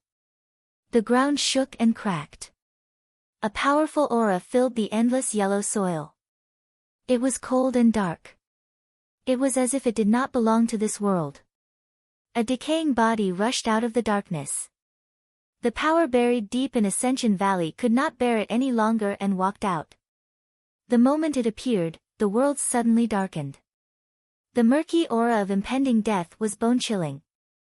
It was abnormally terrifying. It filled the world and made the sky turbid. The figure in the gray fog opened its eyes. The aura of death was so thick that it could not be dissolved. There was no trace of life. Most of the old monsters were buried in their coffins, but they were frightening. The space shook again and again, unable to contain their existence. Whoosh! Rain fell from the gray sky. The roads started to become muddy. Gradually, a second figure climbed out of the ground, followed by a third, a fourth. There were 7 figures in a row. They were all shrouded in gray fog. The aura of death connected to the sky. They were facing off against the legendary figures of the Xia dynasty. Their auras were at their peak. The sky became darker and darker. Not a single ray of sunlight could penetrate. 7 Xiantian lords, a terrifying lineup. This was the hidden trump card of the unknown lands. At this moment, they finally bared their bloody fangs. The 7 figures were peerlessly terrifying. They stood there like an endless black hole, devouring everything around them. In the next moment, a strange phenomenon appeared behind the 7 of them. A black ocean evolved with raging waves that reached a height of 300 meters. Stars fell one after another, but they couldn't even make a splash. This was a sea of death that annihilated all life. Once one fell into it, they would never be able to climb out for all eternity. Grand Prince Yen was as calm as usual. He waved his hand and a green sword appeared. Suddenly, green and red reflected each other. The sword light broke through the void.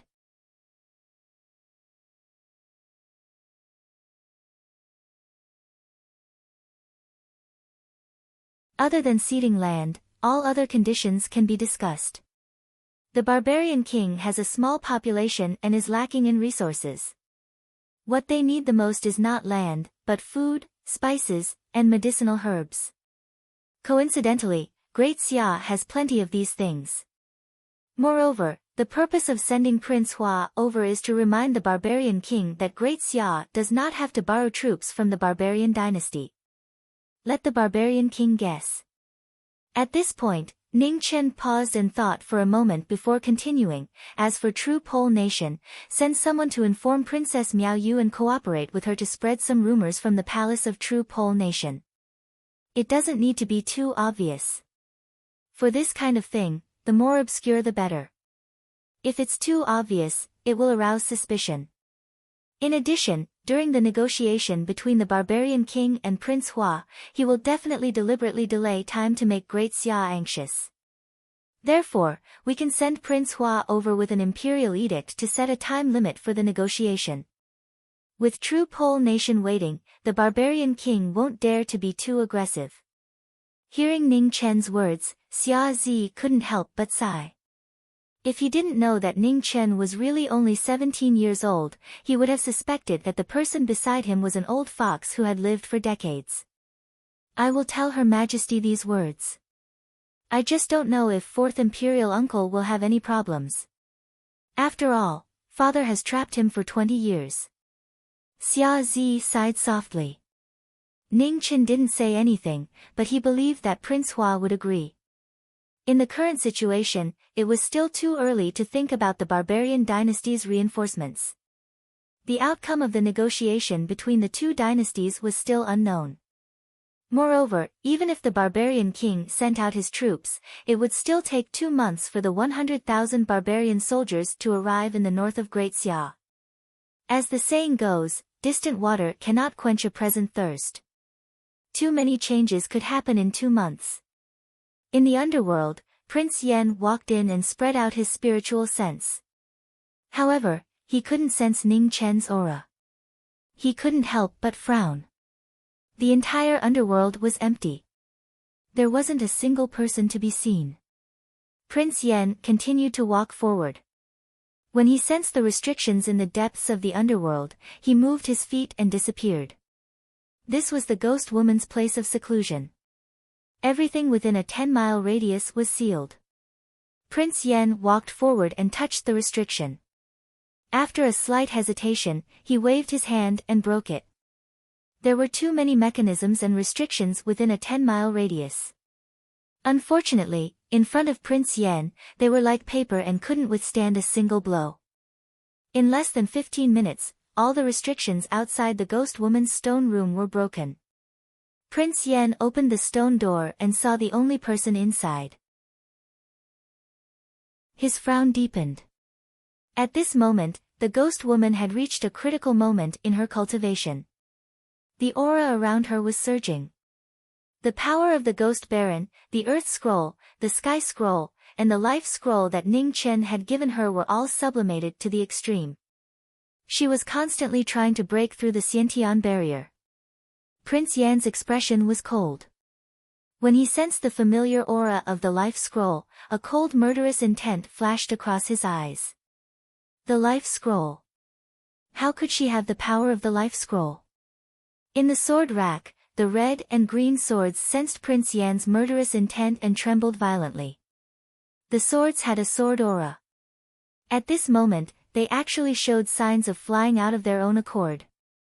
Prince Yan pressed his hands on the swords and said slowly, "Wait until dawn."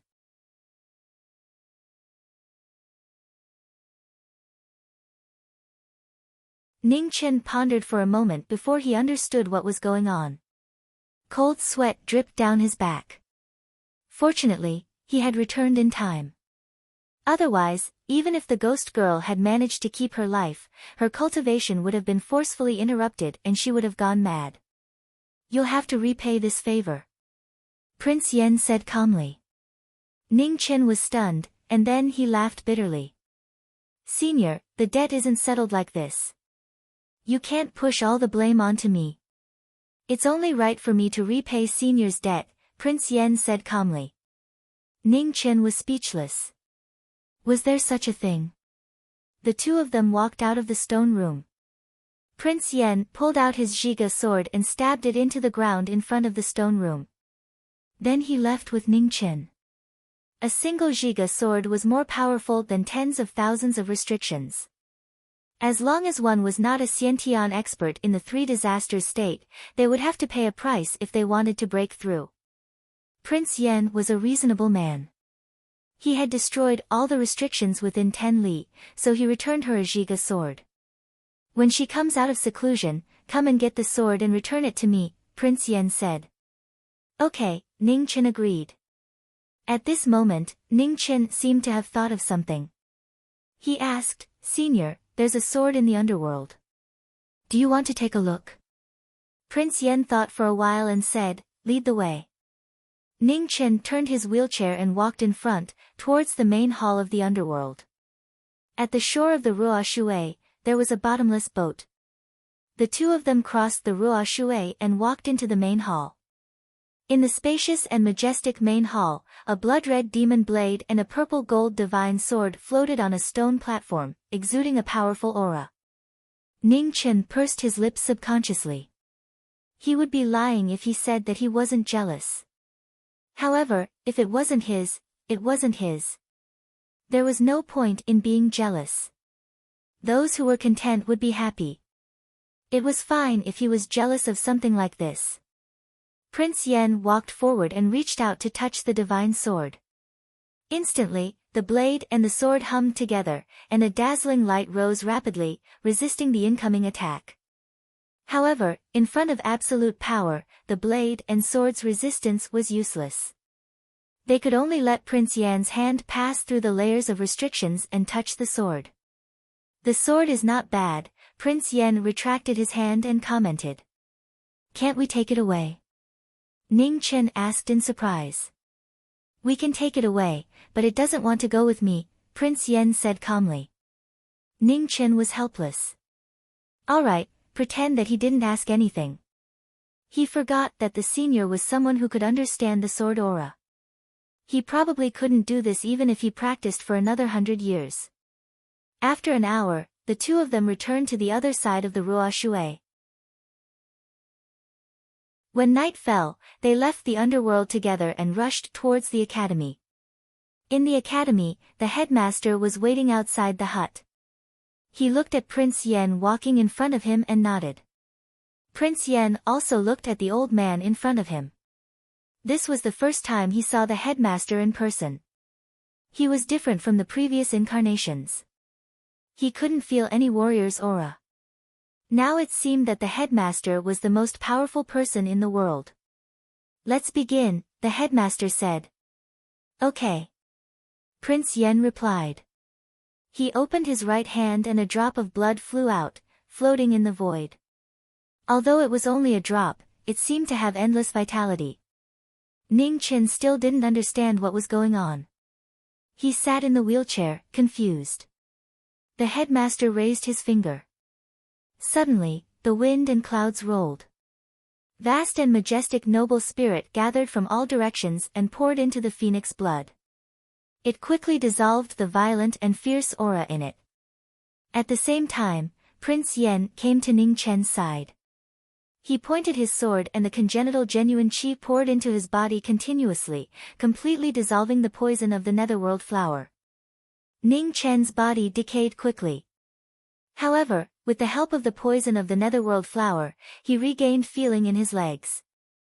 A painful sound was heard. The poison of the netherworld flower quickly entered his spiritual sense and carried out the final transformation. At this moment, the headmaster guided the phoenix blood that had been purified by the noble spirit into the space between Ning Chen's eyebrows to protect his spiritual sense. The poison of the netherworld flower that had entered his spiritual sense was quickly burned by the hot phoenix blood. It couldn't go any further. The headmaster and Prince Yan stopped and stood aside, waiting for Ning Chen to wake up. His body can't be saved. We can only protect his spiritual sense first. Let's see if there's a chance when he reaches the congenital level, the headmaster said calmly. That's the only way. Prince Yan nodded. His internal organs had been completely burned. This was irreversible damage. In the world, there had never been any magic medicine that could regenerate the internal organs of mortals. Of course, it would be a different story if one reached the congenital level. The difference between mortals and celestial beings was much bigger than one could imagine. It was not only the difference in strength, but also in other aspects. The difference between congenital level and congenital level could only be understood by those who had reached the congenital level. The netherworld spring in his body is a disaster, not a blessing. It's better to take it out as soon as possible. The headmaster reminded them.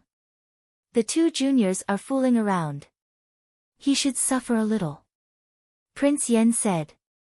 If he didn't have the netherworld body, taking the netherworld spring would do him no good.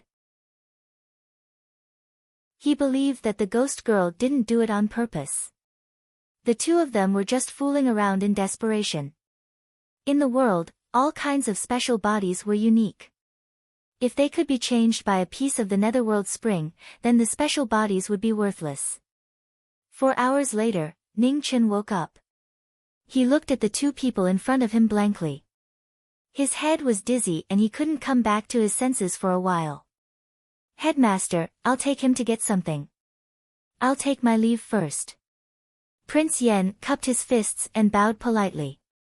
Okay. The headmaster nodded and didn't stay.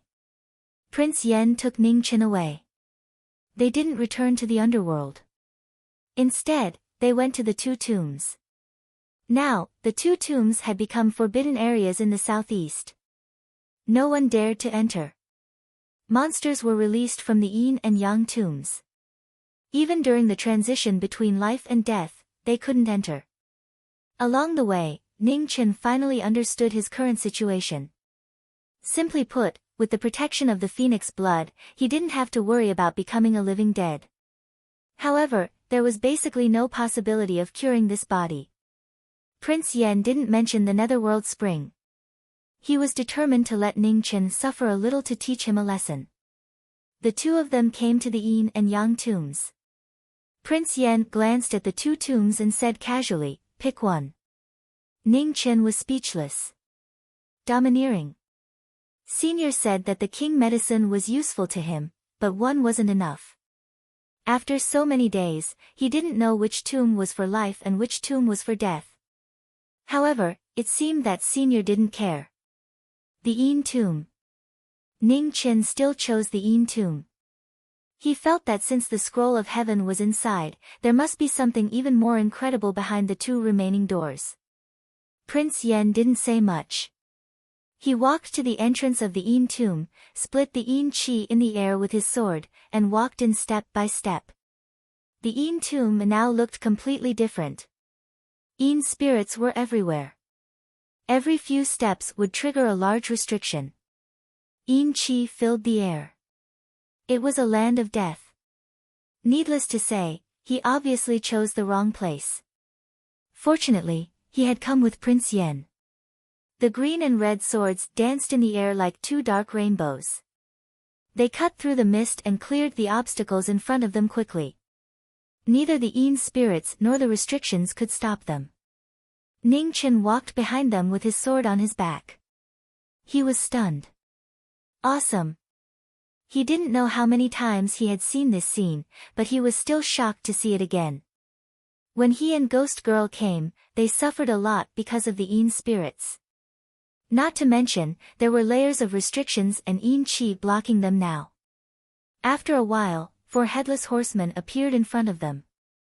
However, their enemies were no longer Ning Chen and Ghost Girl, but the legends of the Xia Kingdom. The green and red swords flashed. Before the 4 headless horsemen could make a move, they were split in half by the 2 rainbows. They fell to the ground with a bang. Ning Chen's eyelids twitched. He was so shocked that he couldn't speak. In less than 15 minutes, the two of them arrived at the 2 unopened doors. Prince Yen glanced at the 2 doors in front of him. He grasped the green sword in his hand and slashed at one of the doors. With a loud bang, the door shattered. Amid the dust, a waterfall of mirror light flashed past, shining on the 2 of them.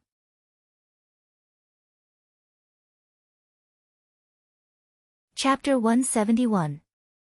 The dazzling mirror light fell from the sky like a divine waterfall, illuminating the world. It was unstoppable. It came from the ancient past, crossing time and space. It was shocking. The green sword was illuminated by the mirror light and its light dimmed. Almost at the same time, the red sword flew over. The green and red joined hands to block the mirror light.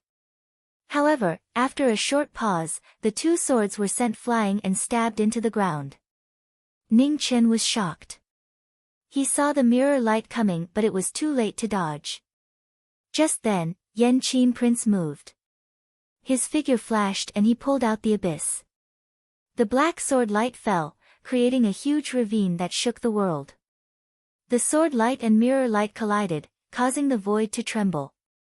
After a while, it could no longer withstand the terrifying power and shattered with a bang. In the violent storm, the green robe and black hair danced in the wind. He was as immovable as a mountain.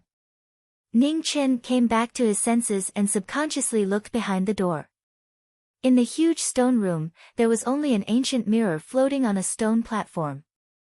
It was simple and majestic, extraordinary and extraordinary. Yen Qin Prince walked in and broke the seal. He took the mirror and threw it over. Give it to someone.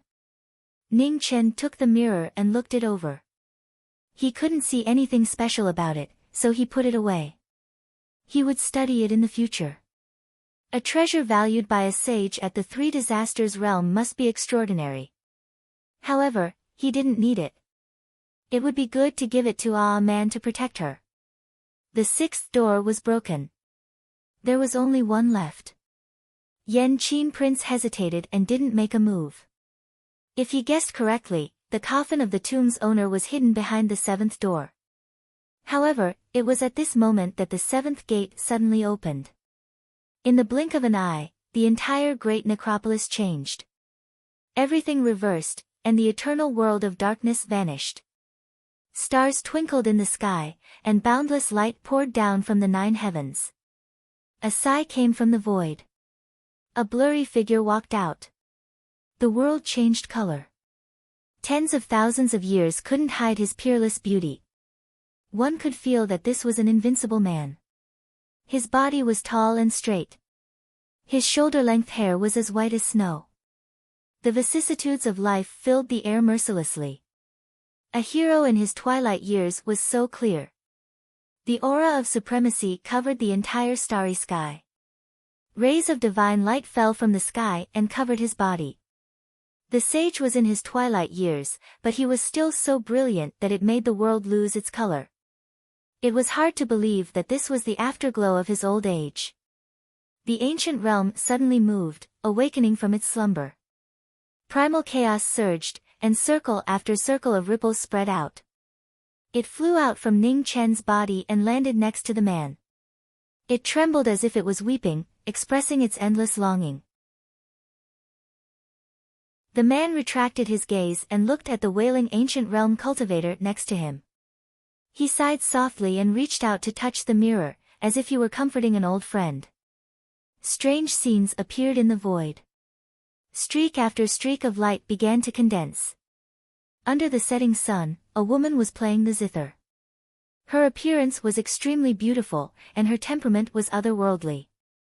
Only, her fine black hair was already dyed with snow, her time having passed. Wavering moon.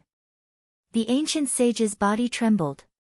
He suddenly turned his head back from tens of thousands of years away. The entire great tomb rumbled, and the stars continuously exploded. The dome of heaven bloomed with the most beautiful fireworks. A pair of eyes that had experienced the vicissitudes of time looked over through the primal chaos. The man took a step forward, crossing tens of thousands of li of starry sky. The stars in the ancient tomb world began to wither. Streak after streak of light streaked across the sky. More and more light streaked across the sky, becoming denser and denser. In the end, it was as if it was raining, dazzling the eyes. The heavens descended. The ancient sage's terror exceeded the scope of the world's imagination. With a single step, the entire world seemed to be destroyed. Stars fell, heaven and earth trembled. It was a world-shocking scene. A terrifying sign. At this moment, the ancient sage seemed to be walking out of time and space. His blurry figure gradually revealed a corner of his clothes. The tattered black battle clothes emitted an unchanging coldness. Bloodstains were everywhere, a testament to the ancient sage's accomplishments in his life. The primal chaos gradually dissipated. A trace of white was exceptionally dazzling. This man who had once protected the common people, who was invincible in the heavens and earth, had truly aged. Even though his body was still tall and straight, it could not hide the whiteness of his hair. You said that you would return. Under the setting sun, the woman was already very tired. Her eyes were dim, as if she would reach the end of her life at any moment. The sound of the zither was bleak. The tears of the woman dripped onto the zither. Her beauty had faded away, yet she was unwilling to leave. Wavering moon. Seeing this scene, the primal chaos around the ancient sage exploded. An indomitable figure walked out. The heavens and earth rumbled, thousands of rays of auspicious light shot out. With a single step, he crossed the starry sky and arrived in front of the painting in an instant. The man's body was trembling. His face was filled with the vicissitudes of time. Although he didn't look old, he was no longer young. His hair was as white as snow. This was an indisputable fact. The sound of the zither lingered in the air. The woman's eyes dimmed as she stared into the distance. Gradually, she was filled with disappointment and despair. Her tears fell like rain, scattering her last hope. The person she had been waiting for would never return. Their fate had come to an end.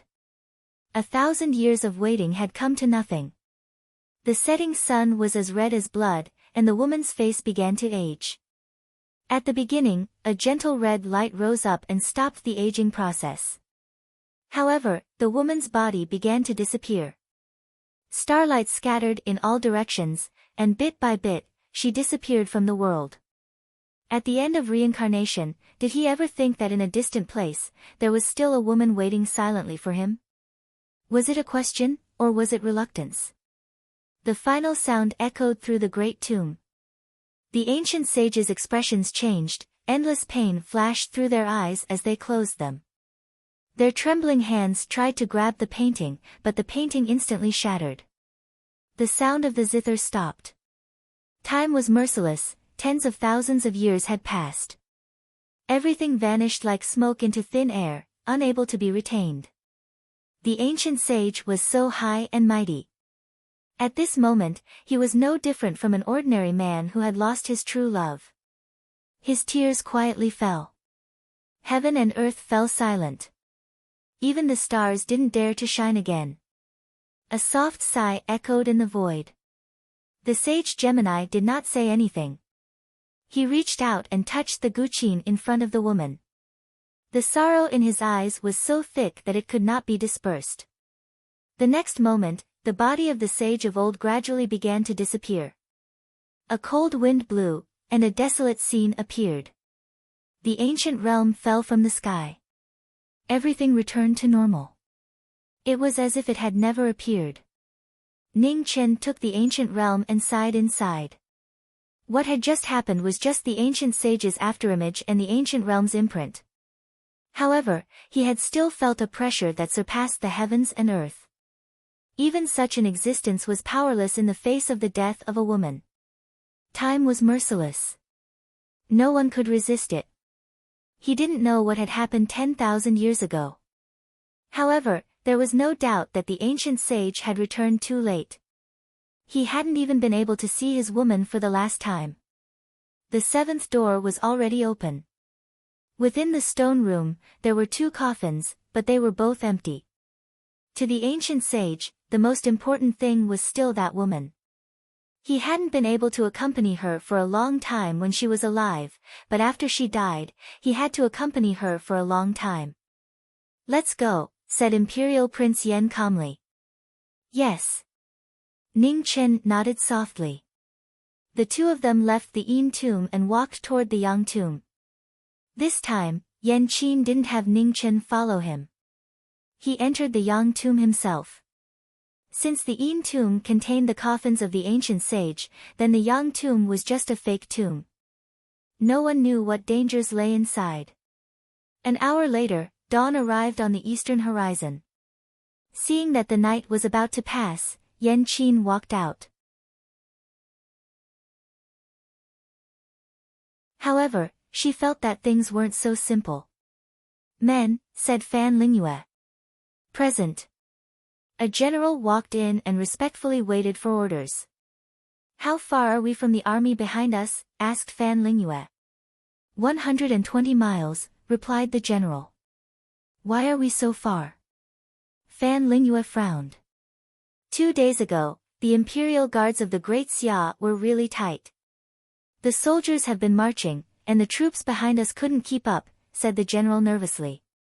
"Useless." Fan Lingyue slammed the table and raged, "You didn't even report such an important matter.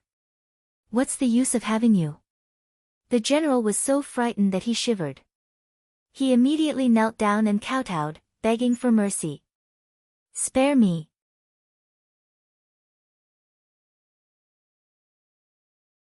Chapter 172. The general was dragged out and given 20 beatings. Fan Lingyue walked in front of the map and looked at the location of the army, deep in thought. A few days ago, the Great Xia guards had been intercepting them, but their reaction was getting slower and slower. If this was a deceptive tactic, the goal was worth thinking about. She was confident that if they fought on the plains, the Beimeng cavalry would not fear anyone. Great Xia's Jingwu Duke would also not choose to fight on the plains. The Great Xia guards were tight at the front and loose at the back. They were obviously trying to increase the distance between the Beimeng army and them. As for their goal, it would be to split them up and destroy them or burn their rations. 120 miles was not enough for the Beimeng cavalry to be left in the dust. There was not enough time, and the possibility of a battle was not high. Hence, their goal was obvious. Thinking about this, Fan Lingyue said, "Qing Wuyo." Present. Qing Wuyo walked into the tent and said respectfully, "Immediately bring 7,000 light cavalry over." Great Xia might be eyeing their rations. Fan Lingyue instructed with a serious expression. Yes. Qing Wuyo accepted the order and left the tent. After Qing Wuyo left, Fan Lingyue stared at the map in front and continued to think. Beimeng's rations could be considered sufficient. The central plains were rich, and the few cities that they had taken down all had large amounts of storage. Furthermore, their rations were sent in batches and were heavily guarded. Even if Great Xia wanted to take their rations, it would not be so simple. Actually, no matter the time, rations were the key to war. Great Xia's actions were not strange. However, Great Xia's Jingwu Duke was a person who used troops more than he was strange. Such a strategy was not his style. Fan Lingyue thought of a person, a lifelong rival. They were the people who knew each other the best in the world. Unfortunately, they were destined to be rivals. Fan Lingyue walked out of the tent and stood quietly in front of it. Looking at the scenery of Great Xia, her eyes were filled with determination. In a few more months, this prosperous land would no longer belong to Great Xia alone. When the Beimeng soldiers saw the beautiful figure in front of the tent, no one dared to disturb her. The night slowly passed, and when the sun shone down, a soldier rushed over on a horse. After dismounting, he quickly knelt down and said anxiously, reporting to the advisor, "The Great Xia army ambushed our rations, and 20% of our rations were destroyed. General Qing sent me to deliver the news." "Understood, you can leave." Fan Lingyue said indifferently. "Yes." The soldier withdrew and hurriedly left. Fan Lingyue's expression was the same as before, without any change. Since he had already expected this, there was nothing to be surprised about. As the saying goes, before the three armies move, the provisions must move first. There was never a perfect plan in the world, and any ingenious plan needed to be adjusted at the right time. Great Xia's Duke Jingwu was a genius at arranging troops, but in terms of scheming, he was still lacking. Now that Great Xia had made their move, it was time for her to respond. In the Great Xia Guards barracks, Duke Jingwu sat in his tent. Below him, the 6 generals sat on both sides, discussing future war matters. Now, the 160,000 guards had split into 2 groups to block the Beimeng army. On the other side, the blood-clad Marquis had taken a detour to the south to block the Beimeng army. Hearing the opinions of the generals, Duke Jingwu's brows were locked tight. Their current position was on the plains, and facing the Beimeng cavalry was not a wise decision. Although the Great Xia Guards Legion Corps were the elites of the elites, facing the Beimeng cavalry on the plains, their chances of winning were slim. Beimeng did not have any reinforcements, so they were not willing to fight head-on. On the other hand, Great Xia had lost too many times and could not afford to lose again. In the current situation, Beimeng still had the advantage. The only force that Great Xia had that could go head-to-head with Beimeng was the 160,000 guards. However, they could not grasp the rout of the Beimeng army, and their blocking was too passive. Jiming Marquis had provided a good idea. However, it was very difficult to execute. Although they had gained a lot from this first sneak attack, they had also lost a lot. The Beimeng army reacted quickly, and with the help of the cavalry, they were much harder to deal with than expected. The first sneak attack could not be said to be a success or a failure. It could only be said that the result was not ideal. Duke, should we continue to send troops to block the Baimeng grain transport team? Asked a green-armored general. Continue, but be careful. Baimeng should have set up an ambush, reminded Duke Jingwu. I understand. The green-armored general cupped his fists. In the southern border of the Grand Xia, a beautiful girl was walking on the streets, asking for directions. Uncle, how do I get to Taiyuan City? The girl was very likable, and her attitude was also not bad. The old man who was asking for directions enthusiastically pointed at her. He then asked, Miss, are you from the Grand Xia? Uncle, how did you know? Asked a man curiously. Ha, your attire is very unfamiliar. It doesn't seem like the customs of the Grand Xia, laughed the old man. Oh. A man looked at her attire. She had not paid much attention to it. Is this your first time in the southern border? Asked the old man. No, I've been here before. A man shook her head. The old man smiled and advised, Miss, since you've come to the southern border, you should change your attire. That will save you a lot of trouble. A man nodded thoughtfully. However, she hadn't run into any trouble. A man didn't know that any trouble she had run into had been taken care of by the people following her in secret. Otherwise, what kind of beautiful girl would be able to walk the streets safely for so many days? When she had no money, she would even randomly pick up silver. Picking it up once was luck. Picking it up twice was luck. Picking it up 3 times should be a bit suspicious. Half a day later, a man had changed out of her imperial attire. She had even taken off the bits and pieces of accessories on her head. Wearing a simple green dress, she once again began to walk and ask for directions. Aunt, how do I get to Taiyuan City? What a beautiful girl. The old woman smiled. Thank you for your praise. How do I get to Taiyuan City? A man continued to ask. Miss, why did you come out alone? Where's your family? The old woman held a man's hand as she asked. I came out to find someone. I snuck out. How do I get to Taiyuan City? A man persistently asked. Come. Miss, my house is just next door. Come over and have a seat. It won't be too late to hurry on your way after drinking some tea. The old woman was delighted and enthusiastically pulled a man into an alley. A man felt a bit thirsty and obediently followed along. She didn't know that some alleys were called brothel alleys and some ants were called brothel keepers. The bodyguard following them in secret felt a headache coming on.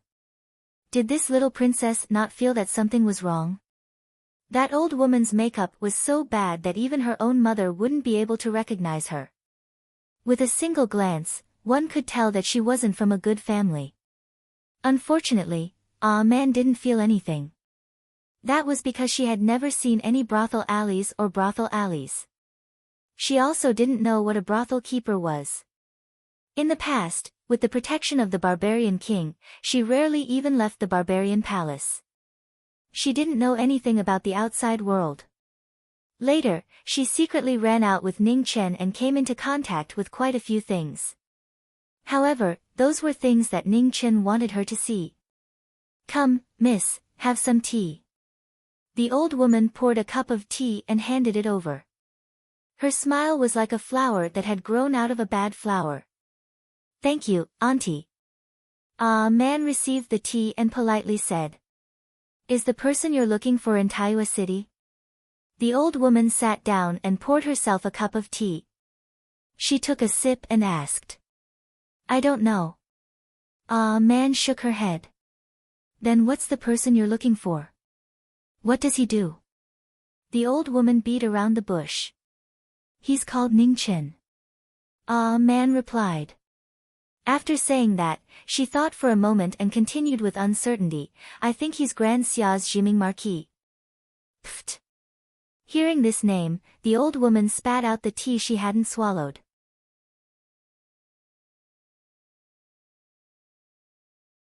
Chapter 173. Cough, cough.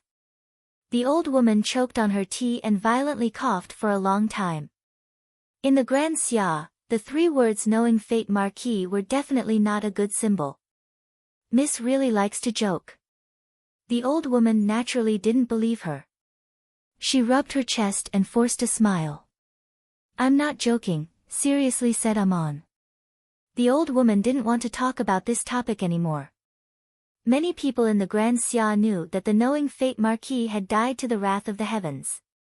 In truth, Amon also didn't know much about Ning Chen. Ever since she had returned to the barbarian palace, the barbarian king had rarely mentioned Ning Chen in front of Amon. When he couldn't hide it, he would just briefly mention it. Miss, wait a moment. I'll go get some fruit for you to eat on the way, said the old woman kindly. Thank you, Auntie. Amon smiled. The old woman quickly walked to the back of the hall. There were already several people waiting in the courtyard. What's going on? Asked an old man. A young chick has come. He doesn't seem to be a local. Based on his accent, he should be from the southern barbarian lands. This is business that has been delivered to your door. Do you want to take it or not? Yes. The old man nodded without the slightest hesitation.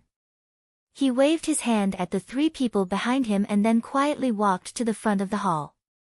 For the Grand Xia to have such unruly people like you, it's no wonder my king is worried about the princess. The sudden appearance of a figure came without any warning. The 5 of them didn't even have time to react before a saber light flashed and their heads flew 3 meters into the air. Their bodies collapsed, dyeing the ground red. Amon waited for almost an hour in the front hall, but the old woman still hadn't returned. She curiously walked to the back hall and shouted, Auntie, I'm leaving. The empty courtyard didn't receive a reply for a long time. Seeing no one return, Amon could only turn and leave. Her beautiful eyes were still filled with confusion. After Amon left, the 5 corpses and a large amount of silver from the back hall were thrown into the courtyard. The silver was dyed with blood and was extremely dazzling. 2 days later, Amon was on her way to Taiyue City when a young figure slowly walked over. His green robes were simple yet noble. His handsome and calm face made him look even more extraordinary. There was a simple and unadorned sword rack on his back, which contained 4 different swords. The person walked step by step, neither fast nor slow, not even a speck of mud staining his body. A man's eyes lit up and a brilliant smile appeared on her pretty face. She jogged over and hugged the person's arm, happily saying, Senior, what a coincidence. A faint smile appeared on Prince Yan's calm face as he said, What a coincidence. Where are you going? Man smiled. To the west. I happened to meet you. Prince Yan turned around and changed his direction. He answered as he walked. Oh. A man hurriedly followed and continued to hold the former's arm. She asked, I'm going to look for Ning Chen. Do you know where he is? He's in seclusion. You can't see him now, Prince Yan said softly. Then when will he come out? Wild asked curiously. Very soon, Prince Yan said. Then he's come out of seclusion. Can you take me to see him? Man said happily. Sure. Prince Yan stopped and put down the sword rack. He said calmly, but you have to carry it. Man tried to lift it but couldn't. She suddenly felt troubled. It's too heavy. I can't carry it, man said softly. Prince Yan waved his hand and the sand sword flew out. It scattered and wrapped around his sleeve. He said, Try it now. Man tried again and finally managed to lift it. She was in a good mood and smiled brightly. Prince Yan's lips curled up slightly. He turned around and continued on his way. Let man pay for the half a year that Ning Chen owed her. The 2 of them walked very slowly because man had to stop and rest for a while. Prince Yan was not in a hurry. When man stopped, he stopped and waited for the little girl to rest. The guard following in the dark did not dare to act rashly. He knew that this person was Prince Yen of Great Xia. He was one of the few people who knew about the battle at the barbarian palace last time. While the two of them were resting, the guards sent out a letter. 2 days later, he finally received a reply. There were only 5 words on the secret order: "You don't have to follow me anymore. Return." This was a letter personally written by the barbarian king. It was simple and clear, summoning the guard back to the palace. After receiving the secret order, the guard left on the same day and returned to the barbarian palace. A man knew nothing about this. Prince Yen saw it very clearly but didn't say anything. Man, do you want to learn the sword? I can teach you, said Prince Yen slowly as he walked in front. I don't want to. Man shook her head. Ha! Prince Yen smiled faintly and didn't try to persuade her. There were very few people in this world with a pure heart. Only a pure heart could sense the aura of the sword. So to him, a man was the only one who could inherit his martial path. However, Ning Chen had also said that a man wasn't interested in the martial path. He couldn't force her. You can teach Ning Chen. He's smarter than me. A man learned to put in a good word for a certain person. He can't learn it, said Prince Yen honestly. A smart person didn't mean they were suited for cultivation. Ning Chen had too many things on his mind. It was almost impossible for him to sense the aura of the sword. A man thought about it and still didn't want to learn it. Furthermore, if Ning Chen couldn't learn it, she definitely couldn't. The two of them walked for a while before a man suddenly thought of something. Senior, why are we going to the west? To fight, said Prince Yen. Fighting isn't good, said a man seriously. Prince Yen smiled. He's a bad person. Oh, said a man, agreeing with this explanation. The journey from Nanjiang to the west of the Grand Xia was very long. Prince Yen had a burden behind him, so he didn't know when they would arrive. Half a month later, the two of them finally left Nanjiang. After man got used to the weight of the sword rack, she walked much faster. No matter what, this little girl still had some foundation in the martial path. It was true that a man didn't like to cultivate. After 10 years, the speed at which she reached the 4th rank was so slow that it made one's hair stand on end. However, considering man's attitude of wanting to fish for 10 days, being able to reach the 4th rank was also a strange thing. On the other side, the war between Northern Meng and the Grand Xia changed again. Duke Jingwu sent troops to attack Northern Meng's grain transport team. After a few times, he finally succeeded once and destroyed a large amount of Northern Meng's grain. The process was very tragic. Both Northern Meng and the Grand Xia paid a huge price. Northern Meng set up many ambushes, but the Grand Xia wouldn't fall for it so easily. After a few exchanges, they finally grasped the weakness of Northern Meng's uneven division of troops. They used the Imperial Army as bait to attract Northern Meng's attention. Afterward, the 5,000 elite cavalry of the Divine Wind Battalion took the chance and destroyed Northern Meng's heavily guarded grain camp. The Divine Wind Battalion moved quickly. They came quickly and retreated quickly. When Northern Meng reacted, the grain camp was already on fire. The Divine Wind Battalion was the most elite Imperial Army camp in the Grand Xia. These 5,000 elite cavalry were strong enough to fight against 10. The ambush set by Northern Meng couldn't be stopped and they suffered heavy casualties. However, just when everyone in the Grand Xia commander's tent thought that Northern Meng would gather grain along the southeast or the south due to the lack of grain, Fan Lingyue suddenly changed the route of the army in advance. They quickly went south along the southwest direction, causing the Marquis of the Bloody Garb to miss. No one knew what was going on except for the military advisor of Northern Meng. This was because that batch of grain was given to the Grand Xia by her. The grain was real and the soldiers who died in battle couldn't be faked. The only illusion was the amount of grain. A lie was always 70% true and 30% false, making it difficult to distinguish. War was the same. Since she saw through the Grand Xia's plan, how could she not give them a surprise?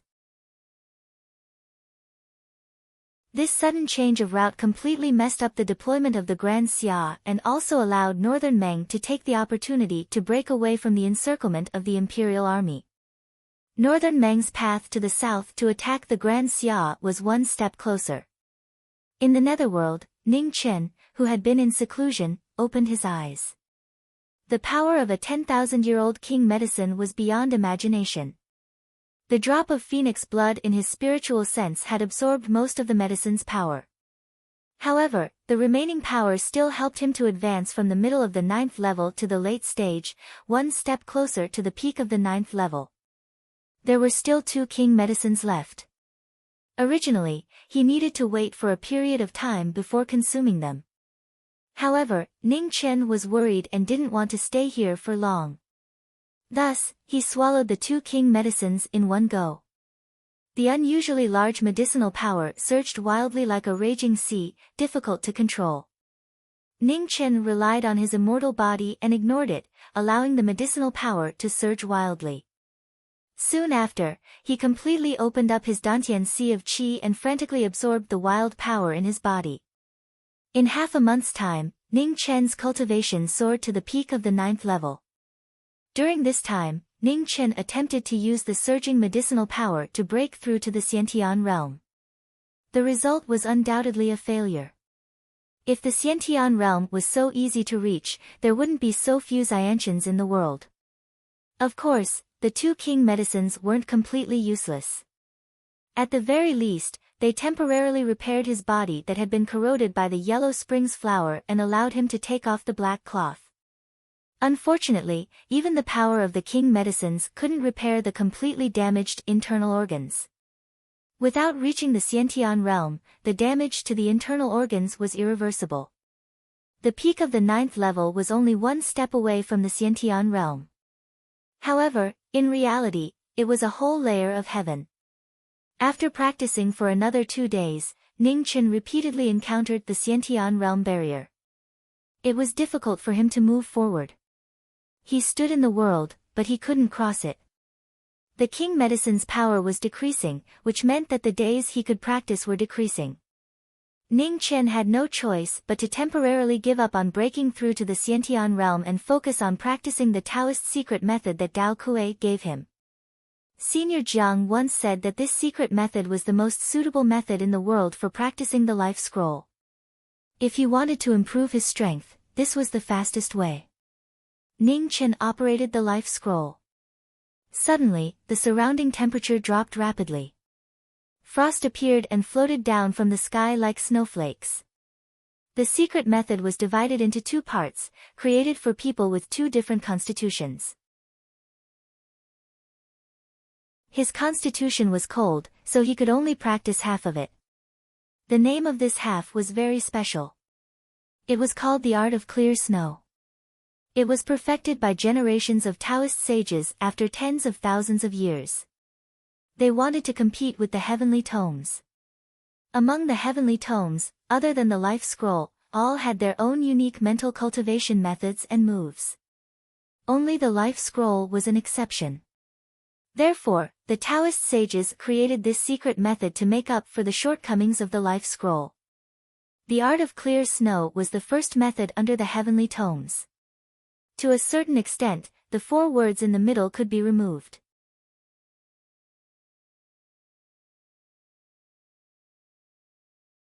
Chapter 174. Ning Chen's cultivation lasted for another half a month. The art of clear skies before snow was complicated and difficult to cultivate. It was comparable to the heavenly writing. During this half a month, the situation in Great Xia became even more serious. After breaking free from the encirclement, the Beimeng army continued down south, and it was hard to stop them. The soldiers that Great Xia hurriedly moved over from various places were too weak compared to the Beimeng iron cavalry. The Great Xia cavalry 300 miles east of the imperial city was still practicing the tactics that Ning Chen left behind. Xia Zi watched day and night, waiting for the moment to succeed. In the west of Great Xia, Prince Yan and Ah Man were heading west. They were not far from their destination. In the west, Marquis' triumphant return and the Blackwater army tried their best to stop the Eternal Night Cult's invasion. With the help of the surrounding cities, they barely managed to maintain the stalemate. In the southeast, Menyang country invaded. Marquis loyal and brave fought a tough battle. 150,000 Great Xia border soldiers fought a bloody battle to protect the southeast of Great Xia from being invaded. Now, the most urgent battlefield was in the north. Fan Lingyue's army was advancing deeper and deeper. Great Xia could not stop them. 100,000 cavalry showed their abilities, shocking the world. This was the first time in history that more than 100,000 cavalry had appeared. This was a true flood of molten iron. Nothing could stop them. Fan Lingyue's management of the army was strict. The fighting quality of the army was abnormally strong. 7 years of training was all for this war. 300,000 troops entered and left Great Xia. Excluding the 50,000 left at Heaven's Gate, there were less than 200,000 left. However, compared to Great Xia's losses, these sacrifices were less than 1/10. In the first half of the war, because of Emperor Xia's arrogance and stupidity, Great Xia missed many opportunities and suffered defeat after defeat. In the middle half of the war, Great Xia had many internal problems, causing a great loss of national strength. Now, the war between the two dynasties had entered the second half. The survival of Great Xia depended on this final game. The negotiations between Great Xia and the Barbarian dynasty had a breakthrough. The Barbarian king demanded an exorbitant price. Prince Hua agreed to most of the conditions, but he did not relent on the matter of ceding land. The negotiation period was only 14 days. Great Xia's attitude was clear. They would fight for it with all their might, but it was not necessary to succeed.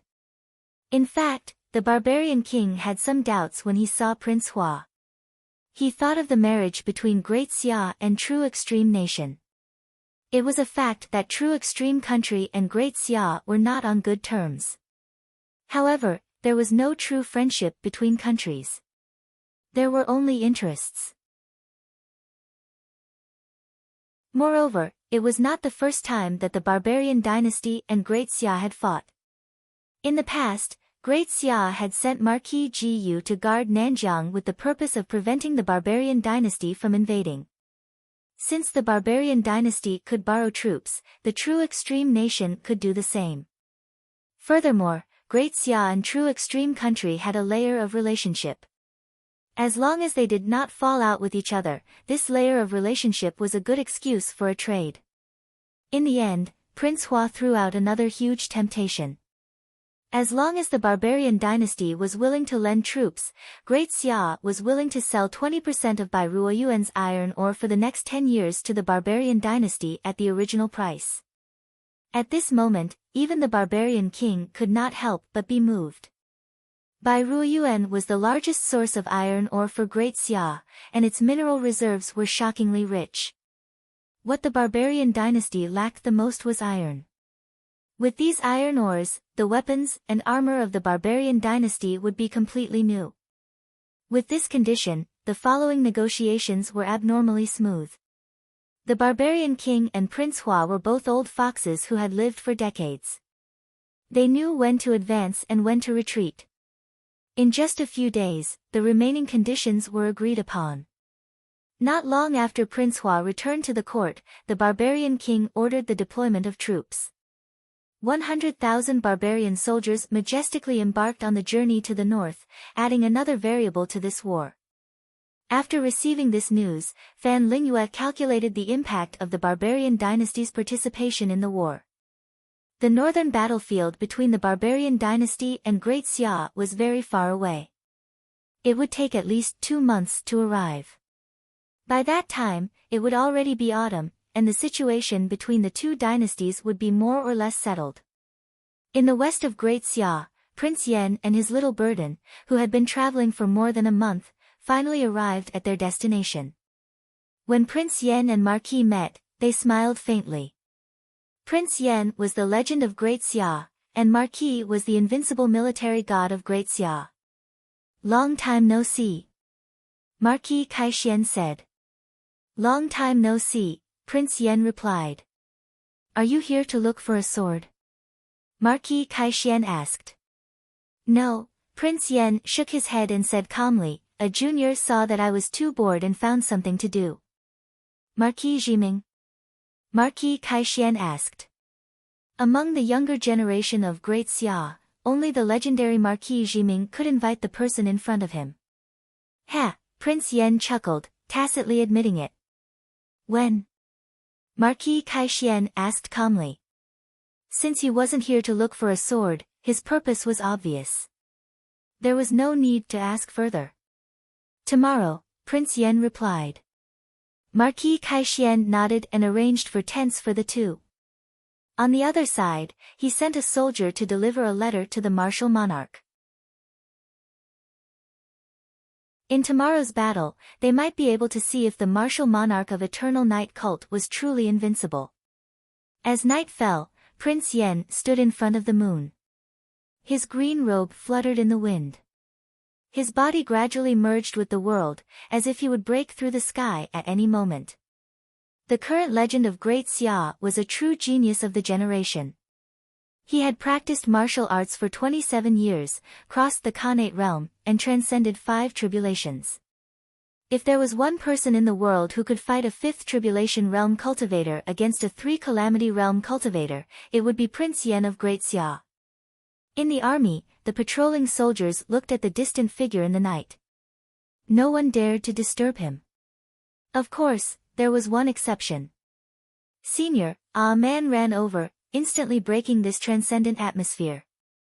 What's wrong? Prince Yen asked with a smile. Here's a peach for you, said a man happily as she handed over one of the 2 big peaches. Where did you pick it? Prince Yen asked softly. The peach was very fresh. It was obvious that it had just been picked. It was impossible for the army to have it. There, said a man with a smile as she pointed to the southeast. Prince Yen smiled and didn't say anything. This girl really knew how to run. Senior, you have to win tomorrow. Good luck. A man clenched her fists and encouraged him. Okay, said Prince Yen softly. I'm going to sleep. After eating the peach, a man clapped her hands and said goodbye with a smile. She then jogged back to her tent. The peaceful night quickly passed. When the sun rose the next day, the heavy cavalry of Eternal Night Cult and Great Xia's Blackwater army were both on alert. They faced each other 10 kilometers away, nervously waiting for the battle to begin.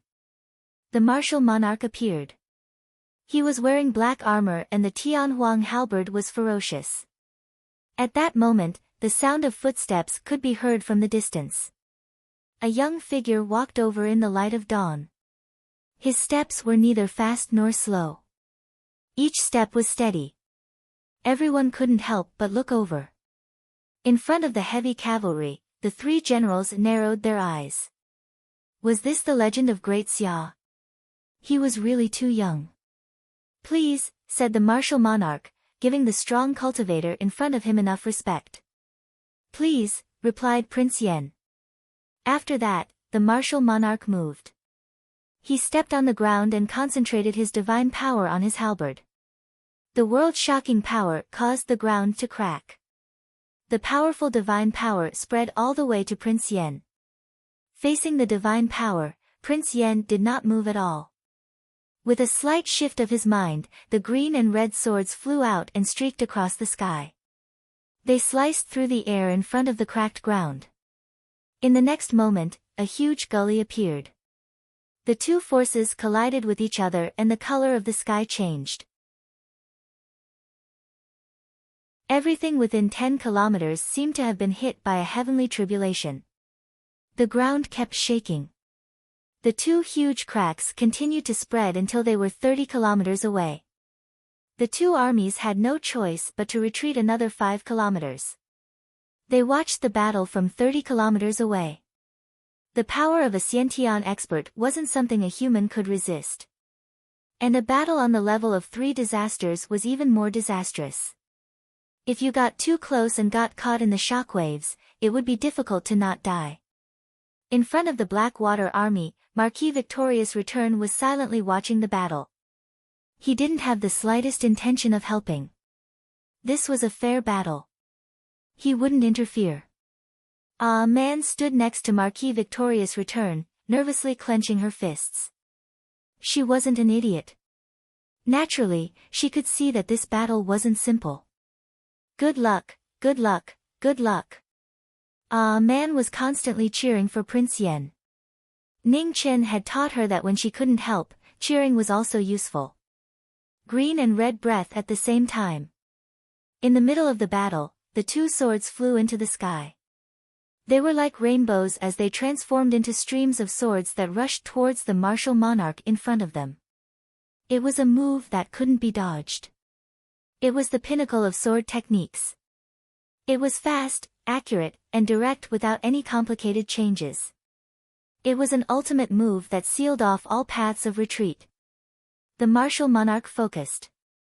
He didn't dare to be careless. The heavenly desolate halberd raised into the sky. His vast body drew upon the power of heaven and earth. The halberd light soared into the sky and collided with the streams of swords. In the shocking collision, the majority of the streams of swords turned invisible.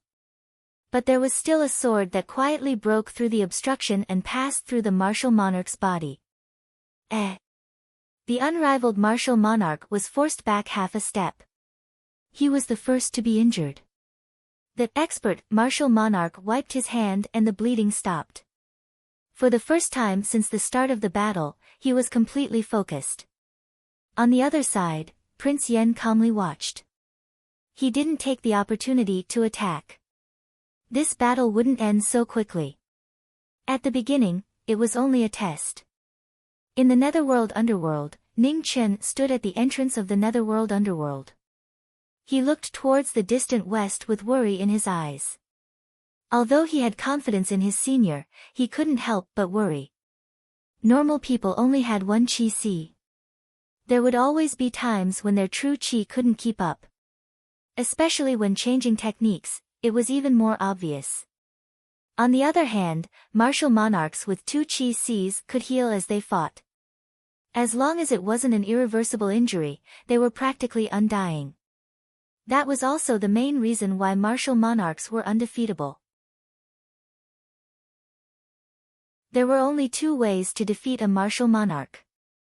The first was to use absolute strength to suppress the martial monarch so that his healing speed couldn't keep up with the speed of his injuries. The second was to destroy the threat of the dual qis. The first method didn't even need to be considered. In this world, there were people who could fight against martial monarchs, but there was no one who could completely suppress a martial monarch. Of course, if 2 experts above the 3 disaster realm joined hands, perhaps they could do it. But that was impossible. After all, in this world, there was only one person as shameless as the Golden Staff Imperial Teacher. So, the only feasible method was to destroy the threat of the dual qis.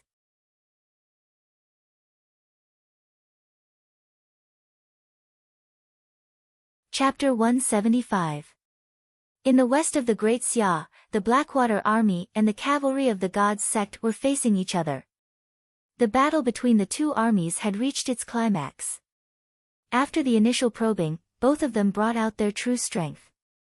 The clash of swords and halberds caused the sky to collapse and the earth to sink. Huge gullies appeared between the 2 of them. The powerful shockwaves caused everything around them to turn invisible.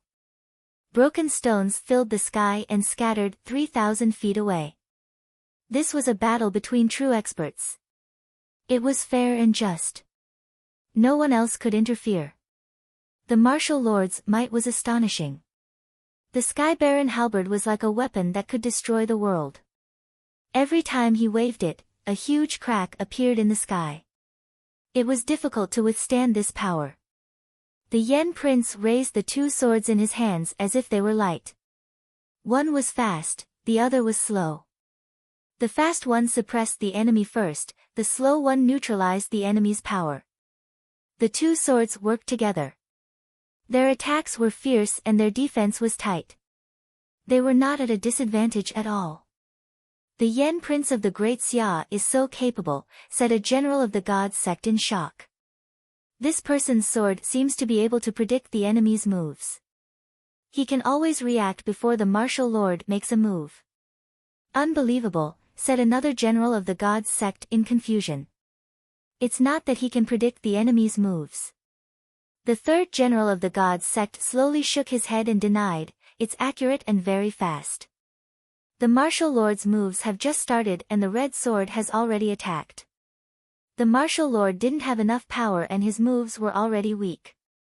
That's why it seems like the opponent has predicted the enemy's moves." The other two focused. After observing for a long time, they discovered that the truth was as the former said. They couldn't help but frown. This battle seemed to be much more difficult than they had imagined. Of course, none of the three generals thought the martial lord would lose because he had never lost before. That included when he faced the Sword of Sword City. The battle between the strongest was unimaginably fierce. The martial lord dominated the world with his unparalleled power. He could break 10,000 techniques with his power alone. The Sky Baron halberd was ferocious and had been stained with the blood of countless experts. The legend of the Great Xia had cultivated for 27 years. He had formed his own way of the sword and looked down on the past and present. The red sword in the Yen Prince's hand was like fire. It was astonishingly fast and left many wounds on the martial lord's body. However, the martial lord's recovery ability was unparalleled. No matter how fast the Yen Prince's sword was, he could not break the legend of the martial lord's immortal body. 3 moves of the Imperial Sky, 9 evils breaking sun chop. Tian Huang held up the sky. Around the martial monarch, thousands of evil energies rose continuously. Black gas spread, and the world lost its color. The sun-breaking technique frightened ghosts and gods. Everyone was shocked, especially the Marquis of Triumph. His expression was extremely serious. That day, he had been injured by this very attack. The strength of a martial lord did not only lie in their undying body. Even in terms of absolute battle power, they were unparalleled in the world. Prince Yen quickly sheathed his green sword. He waved his hand and a beam of light darker than the night flew out. It swallowed everything, including the surrounding space. Abyss condensation. The expressions of the 3 generals changed greatly. The divine sect and the people of the world had been searching for the sealed sword for thousands of years. One sword forbids martial arts, no Tao under the heavens. The Sword of Seals, the forbidden technique. The abyss in Prince Yan's hand swallowed up the sky and earth. Black light spread out and destroyed everything. Extreme moves collided, causing a huge explosion. Heaven and earth once again suffered a calamity. Sand was thrown into disorder, and the earth was lifted up. The destruction was unbearable to look at. Pa! The sound of blood dripping could be heard. In the sand, 2 figures appeared. Blood quietly dripped from the corners of their mouths and dripped down to their feet, dyeing the earth red. The 2 were both injured. After one move, they were evenly matched. Prince Yan's eyes gradually turned cold. His figure flashed and he instantly appeared in front of the martial monarch. The speed of his red sword suddenly increased. One sword was fast, and the other was even faster. It was hard to keep up. The halberd in the martial monarch's hand met the sword. He was not afraid at all. If he could not win in terms of absolute speed, then he would use absolute power to break through. The martial monarch's tactic of not dodging caused the power of the legendary sword of the Xia dynasty to decrease by 30%. The advantage of the undying body was completely revealed. In the deadlock, it was hard to tell who had the upper hand. This was a battle between strength and speed. It was also a battle of patience. 3 disaster-level Xiantian experts had sufficient true qi and could use the power of heaven and earth. Unless there was an absolute suppression, it would be difficult to determine the winner in a short time. Between the two armies, more than 20 miles of land had already collapsed. There were huge gullies everywhere, and the ground was 3 feet deep. It was extremely terrifying. Beside Marquis Kaixuan, a man's cultivation was limited. She could not see the situation of the battlefield clearly. She simply closed her eyes and silently said, "Senior, you can do it. Senior, you can do it."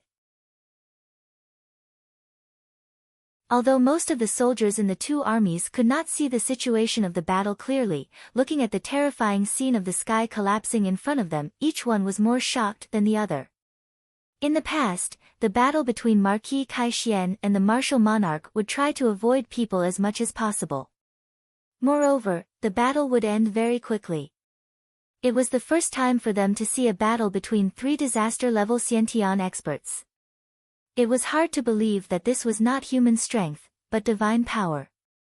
It was no wonder that a barren city in the east could shake the world. It was no wonder that a broken temple in the southwest could become a Buddhist country. With such an expert here, not to mention 1,000 soldiers, even 10,000 horses would not be able to do anything. The sun rose in the west. In the blink of an eye, it was already noon. The battle between the two was white-hot. Prince Qin Huang's 2 swords, one attacking and one defending. The red sword's sharpness had already reached its peak. It was so fast that only a rainbow was left. It could no longer be seen by the naked eye. The martial monarch did not dodge. He was 70% attacking and 30% defending. The divine power was hard to block. The abyss-transforming divine power completely swallowed the abyss-transforming divine power. It became the biggest barrier for Prince Qin Huang to fight until now. Just as the sun was high in the sky, the martial monarch suddenly took a sword head-on. Immediately after, he pushed Prince Qin Huang back with a palm. He waved his halberd and condensed qi. The martial monarch's supreme martial art appeared again. 3 moves of the imperial sky, God destroying heaven. The peerless ominous weapon exploded with a power that surpassed the limits of the world. It was a move that could kill gods if gods blocked it. It was unstoppable. Facing the martial monarch's divine power, the red sword in Prince Qin Huang's hand and the abyss-condensing divine power all flew out. In the next moment, the sword frame began to tremble. The green sword soared into the sky. The 3 swords appeared together and revolved, forming a huge whirlpool. 3 swords in the sky, life and death contract. An endless rain of swords flew out of the whirlpool and crashed down. At the same time, the ominous weapons descended and collided violently. The strongest moves collided with the most shocking power. The ground within 20 miles collapsed with a loud rumble. Large chunks of earth were lifted up and collapsed, forming a terrifying scene of apocalypse. The soldiers of both armies were all frozen. They were completely stunned by this unimaginable scene. The martial monarch flew backward, and the legends were dyed red. In the violent aftermath, both of them were heavily injured. Up until now, the battle that seemed to be evenly matched finally started to tilt. As the two's true qi ran out, the martial monarch flipped his left hand and slapped out. The powerful palm force forced Prince Qin Huang in front of him. Dual sea of qi, alternating between attack and defense. At this moment, he displayed an absolute advantage. He changed his moves so quickly that it was unparalleled in the world. Prince Qin Huang forcefully raised his true qi and waved his hand. The sand sword flew out and turned into a sand waterfall in front of him. The power of the palm was shocking. With a bang, the sand waterfall dispersed and landed on Prince Qin Huang's body, bringing out a smear of red blood. The legend of the Great Xia was finally showing signs of defeat. What a pity! The 3 generals of the Eternal Night cult sighed. The legend of the Great Xia had already done enough. However, the martial monarch was still undefeatable. The outcome of this battle had already been decided. The next battle would be life and death. On the other side, the expression of the Marquis of Triumph's manner became abnormally heavy. Even the legend of the Great Xia was about to be defeated. Could it be that the martial monarch was truly undefeatable? No matter how delightful the battle is, there must be an end. Prince Qin Wang of the Great Xia, you have no regrets. In the battlefield, the martial monarch moved. He raised his halberd and lightning condensed. He wanted to end the legend of the Great Xia with one strike. Prince Qin Wang coughed out a mouthful of blood, but his expression was still as calm as before. With a move of his hand, the green and red swords flew over and his figure flashed. That day, before Ning Chen went into seclusion, he said many things. Among them, the most important thing was the possible way to break the dual Sea of Qi. Senior, the martial monarch's dual Sea of Qi is strong because he can quickly recover his Qi when attacking and defending. He doesn't need to rest. When defending, he can also fight while recovering his injuries. However, that doesn't mean there is no solution. Everything has its advantages and disadvantages. The martial monarch has an extra Sea of Qi. At the same time he has the advantage of using his true Qi, it also means he has an extra fatal flaw. No matter how strong his innate recovery ability is, after his Sea of Qi is broken, he cannot recover in a short period of time. Moreover, martial monarchs have always been used to fighting with dual Sea of Qi. Once one of them is broken, the martial monarch's attacks will be greatly affected and more flaws will appear. However, if you want to break one of the martial monarch's Sea of Qi, you must first find the location of the second Sea of Qi. Since the location of the first Sea of Qi is known by everyone, the martial monarch's protection towards that Sea of Qi must be the tightest. In other words, since no one knows the location of the second Sea of Qi, the martial monarch's protection towards it will be relatively weaker. On the other hand, since martial monarchs have the advantage of dual Sea of Qi, there is an 80–90% chance that they will have the same problem as the undying body. This is something I personally experienced after fighting with Underworld Child. Because I know that normal injuries won't have any effect, in battle, it will be unavoidable to use the body to take on some attacks. This is the advantage of the undying body, but it is also a weakness that can be exploited. Senior, you can feel the aura of the sword and your attacks are quick and accurate. There won't be the slightest difference. So, you are the person most likely to find the second Sea of Qi of the martial monarch. In battle, the more time passes, the more injuries there will be. This is a natural thing and no one will doubt it. To the martial monarch, his injuries will quickly recover, so he won't care. So, senior, you only need to remember where your sword has stabbed. After eliminating those places, it will be the location of the second Sea of Qi. That day, after hearing those words, Prince Yen could only remain silent. He sighed in his heart. The defeat of the abbot of the Du-Yi temple was not unjustified. That child's mind was truly terrifying. In the world, in the past 10,000 years, there had only been one time where someone in the postnatal realm fought against someone in the Three Disasters realm, the Battle of Mijie Mountain. Looking at it now, the defeat of the Buddha in the mortal world was not unjustified. The words continuously reverberated in his ears. Prince Yan's gaze was like lightning as he looked at the sword wounds that had already completely recovered on the martial monarch's body. His two swords left his hands and quickly flew out. Azure and red breath simultaneously, one breath reckless.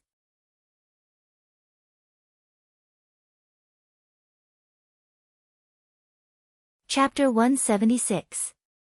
The green and red swords intertwined, forming a bright rainbow light.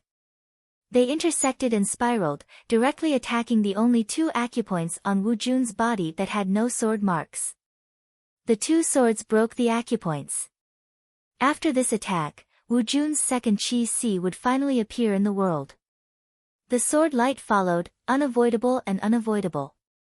In the blink of an eye, it was already in front of him. Wu Jun ignored the green sword. Tian Huang slashed down, blocking the red sword with all his strength.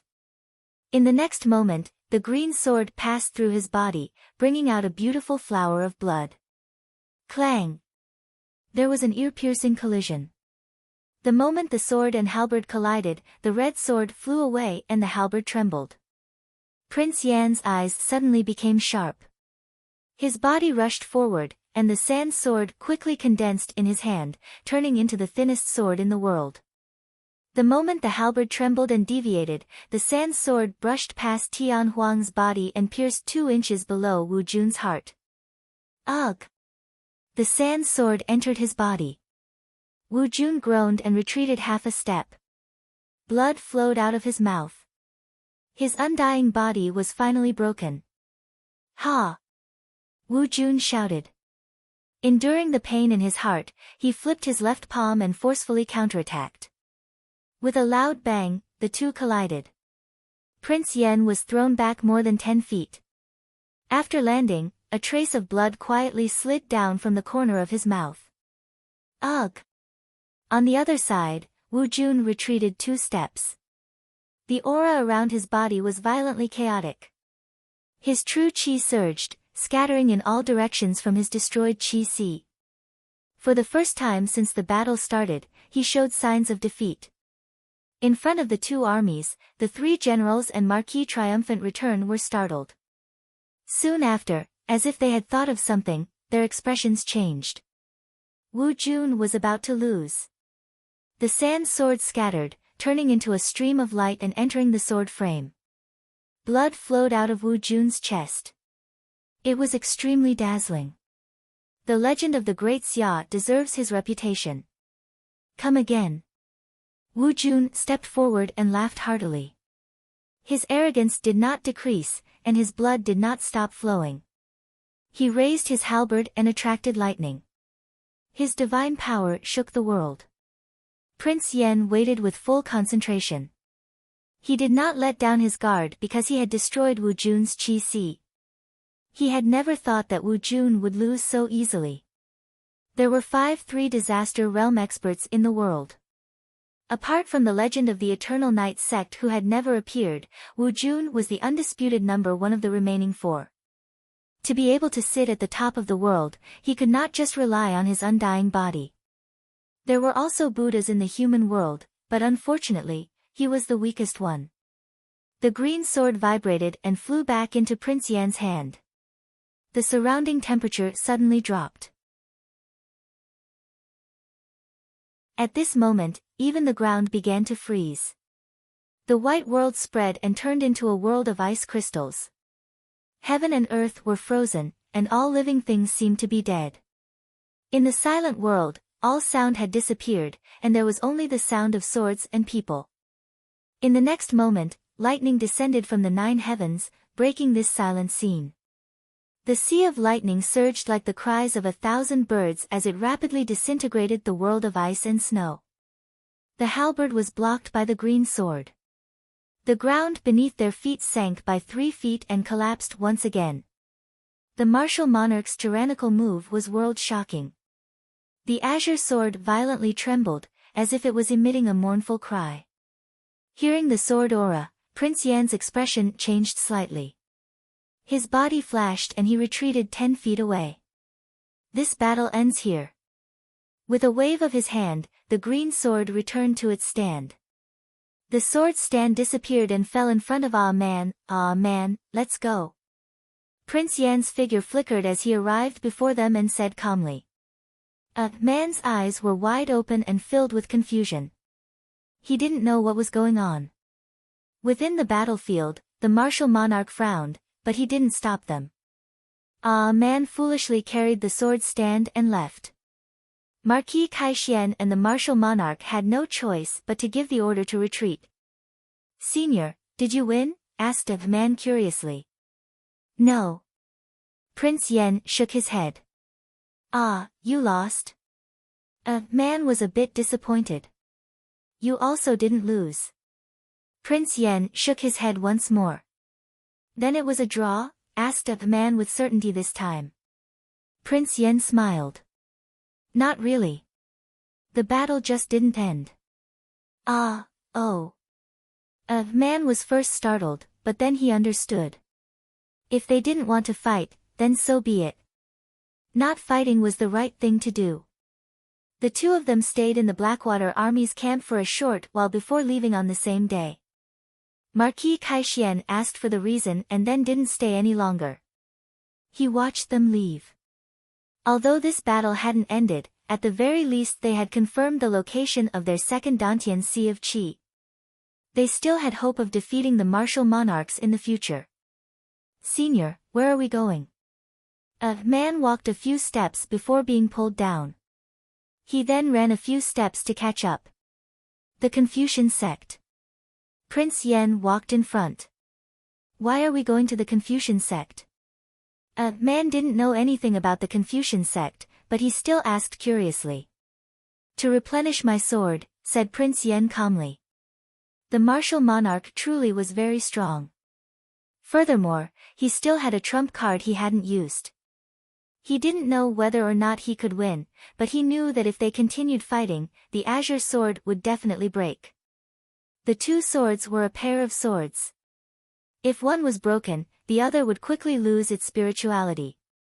Every sword was very important in a battle. If he deliberately didn't use the azure sword, it was almost impossible to defeat the martial monarch. Fortunately, he had completed the task Ning Chen had entrusted him with. A day later, Ning Chen walked out of the underworld and headed to the northern battlefield. Ning Chen's appearance in Marquis Bloodrobe's camp startled Marquis Bloodrobe, who was reading a secret report from a spy. The figure in front of him was so familiar. Other than that slightly pale face that hadn't seen the sun for a long time, everything else about him was the same as before. "Marquis, long time no see," greeted Ning Chen with a light smile. "As expected, you're still alive." Marquis Bloodrobe came back to his senses and sighed. Hearing from others and seeing with one's own eyes were two different things. Now that he saw Ning Chen in person, he finally believed this fact. After a simple greeting, the two of them brought the topic to the battle between Northern Meng and Great Xia.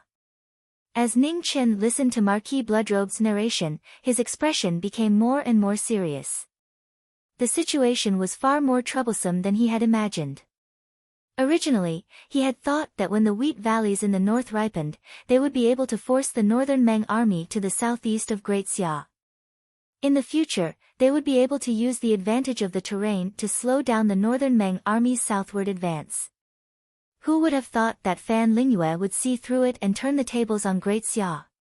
Now that Northern Meng had charged out of the encirclement, they were unstoppable and left Great Xia in a sorry state. Ning Chen took 2 steps forward. Looking at the map, he was silent for a long time. It was already the middle of the 7th month. It should have been the time of the year when the rain was the heaviest. However, there wasn't much rain in the north of Great Xia this year. This also made it easier for Northern Meng to invade the south. Even the heavens weren't on Great Xia's side. It wouldn't be easy for Great Xia to turn the situation around. "How far are we from Northern Meng?" Ning Chen asked. "A day and a half. However, with just my troops, I won't be able to stop the Northern Meng army," Marquis Bloodrobe replied. No matter how strong the Imperial Guards were, they wouldn't be able to stop the Northern Meng cavalry on the plains. The difference in mobility was too great. "Let's speed up. Reinforcements should be arriving soon," Ning Chen slowly said. On the western battlefield, regardless of the outcome of the battle between the senior and the martial monarchs would be heavily injured. Without the martial monarchs, the threat of the Divine Sect's army would be greatly reduced. With Marquis Kaixuan and the Blackwater army holding the fort, it would be enough to deter them. The reinforcements sent to the west could be changed to the north to reinforce the more urgent northern battlefield. The battle report from the west should have already reached Xiamingri. Now, they just had to wait for the reinforcements from the west to arrive. What happened?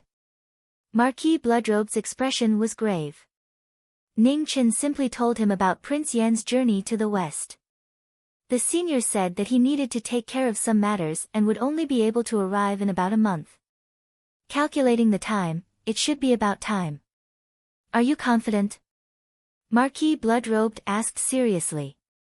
He wasn't familiar with Prince Yen and had only heard of some past events. However, the martial monarchs were truly the #1 expert in the world. It was hard to believe that Prince Yen had the strength to fight against a martial monarch. Yes, don't worry. Ning Qin nodded.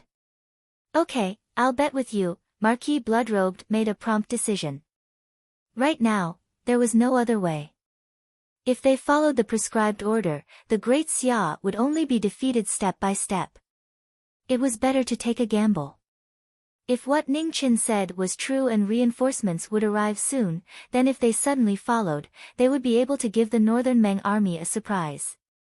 No matter how powerful that military advisor was, it was impossible for him to predict everything. The two of them carefully discussed the details. Marquis Bloodrobed was a general who had experienced hundreds of battles. His grasp of the details was not something that Ning Qin could compare to. Most of the time, Ning Qin listened to Marquis Bloodrobed. Only when he was certain that it wasn't appropriate would he say a few words and simply state his own thoughts.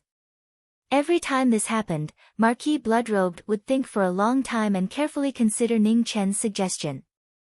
Most of Ning Qin's ideas were very unique and jumpy, giving Marquis Bloodrobed an indescribable feeling. It was very awkward, but when he thought about it carefully, it wasn't without reason. Although the tactical thinking of the two worlds was similar, there were still differences. Through Ning Qin and Marquis Bloodrobed, they constantly clashed that night. There was no such thing as a perfect tactic. As a result, the two of them spent most of the night discussing, constantly rejecting and being rejected. Seeing that it was getting late, Ning Qin glanced at the sky outside the tent and said, "As for Jingwu Duke, I'll leave it to you to send a message. I'll be leaving first." "You're not staying?" Marquis Bloodrobed asked. "Marquis, don't you know that I can't see the light of day?" Ning Qin pointed to the sky in the east and smiled. Marquis Bloodrobed was startled and then deeply sighed. How could he not know? That day, the entire world had seen it clearly. When he saw Ning Qin arrive, he thought that the matter had already been resolved. "Marquis, there's no need to be sad. Being able to survive is already a blessing for Ning Qin. I can't ask for too much." Ning Qin cupped his fists and bowed. "All right, I won't say any more goodbyes. Until we meet again." After Ning Qin left, Marquis Bloodrobed walked out of the tent. Looking at Ning Qin's gradually disappearing figure, he was silent. The favor that Grand Xia owed him could no longer be paid off. For the sake of Grand Xia, Jiming Marquis had given up his life, his emotions, his reputation, and everything else. Apart from the few people who knew the truth, the majority of Grand Xia's commoners viewed Jiming Marquis as an executioner and a symbol of evil. The commoners were ignorant, but they couldn't give up because of this. As marquises, they had to protect this country and its millions of commoners. There was no excuse. The glory of marquises was something that had been exchanged with the blood of their ancestors for 1,000 years. He, Marquis Triumphant Return, Marquis Jiming, and the other 7 marquises of this generation were walking down this path until death.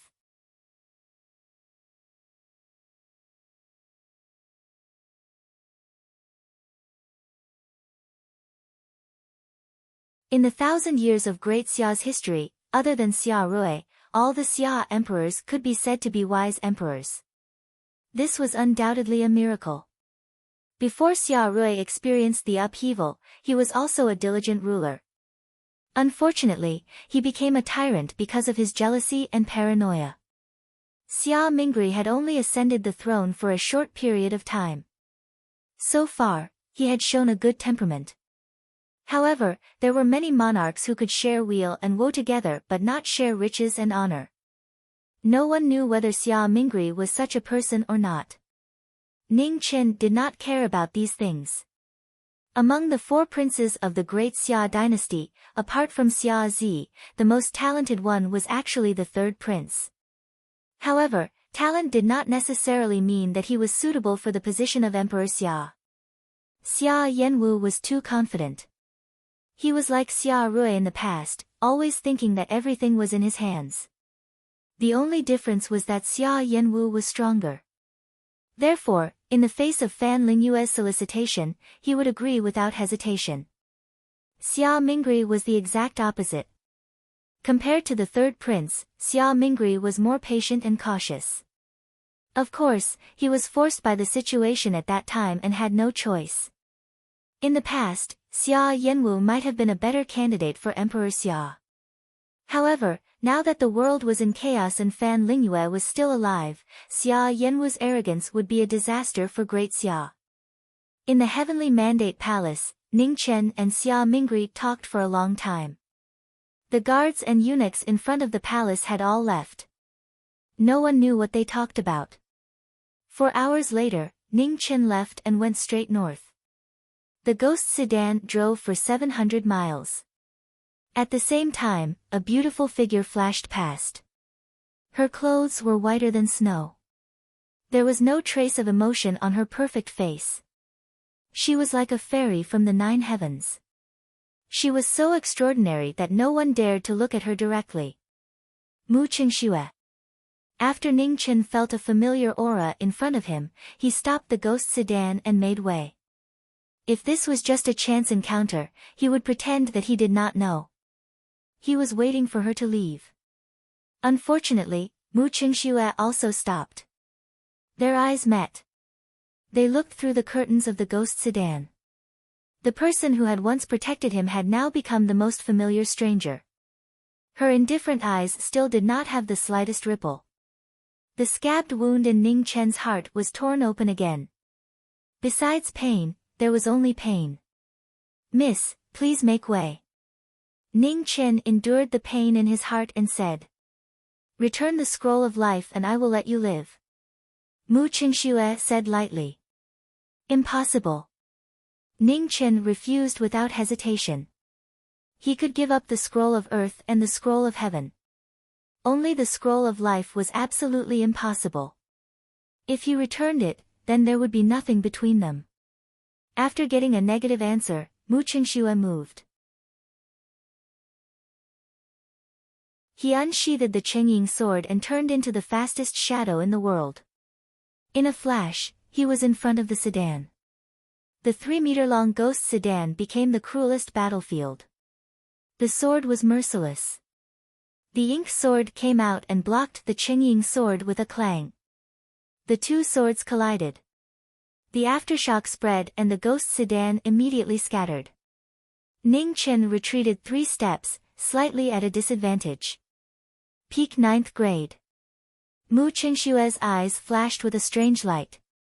The first time they met in Desolate City, the person in front of him was only a 6th grade Hotian realm cultivator. He didn't expect that in just half a year, he would reach the peak of the Heavens Reach realm. "Miss, please make way." Ning Chen's expression was complicated. There was no reply. Only the sword light was like lightning. It was a person who had forgotten the past. The sword light was cold, emotionless. Ning Chen sighed and no longer said anything. The ink sword condensed into frost, the wind and snow opening the path to heaven. The exchange of swords was fast. Mu Qingxue's speed was unparalleled under the heavens. He was so fast that even his afterimages could not be seen. The ink sword in Ning Chen's hand was 90% offensive and 10% defensive. Apart from the sword light piercing towards his dantian, it did not care about anything else. Mu Qingxue's expression became even colder.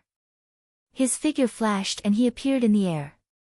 The Qingying sword rapidly spun and the mist in the sky condensed into sword qi, forming a beautiful pair of snow-white wings behind him. Sword leaving scars. In the blink of an eye, the beautiful figure in the air disappeared. The sword had left a scar and pierced through her body. Ugh! Ning Chen let out a muffled groan. Ignoring the pain in his chest, he grabbed the Qingying sword and slashed down. Mu Qingxue's figure rapidly retreated until he was 30 meters away. Looking at Ning Chen, his eyes narrowed. Undying body. You can't kill me. Ning Chen pulled out the Chengying sword from his chest. As he spoke, black blood dripped down from his chest and onto the ground. The vegetation around him quickly withered, losing all vitality. The Chengying sword trembled, resisting the blood on the sword, unwilling to yield. Ning Chen sighed inwardly. His left hand shook, dispersing the blood on the sword. Then he waved his hand and returned the sword. Mu Qingxue received the Chengying sword and frowned. For a moment, he hesitated. Miss, if you want to take back the life-returning scroll, there's no need to rush. I consumed the Yellow Springs flower and won't be able to live for long. Desolate City has already waited for over 1,000 years.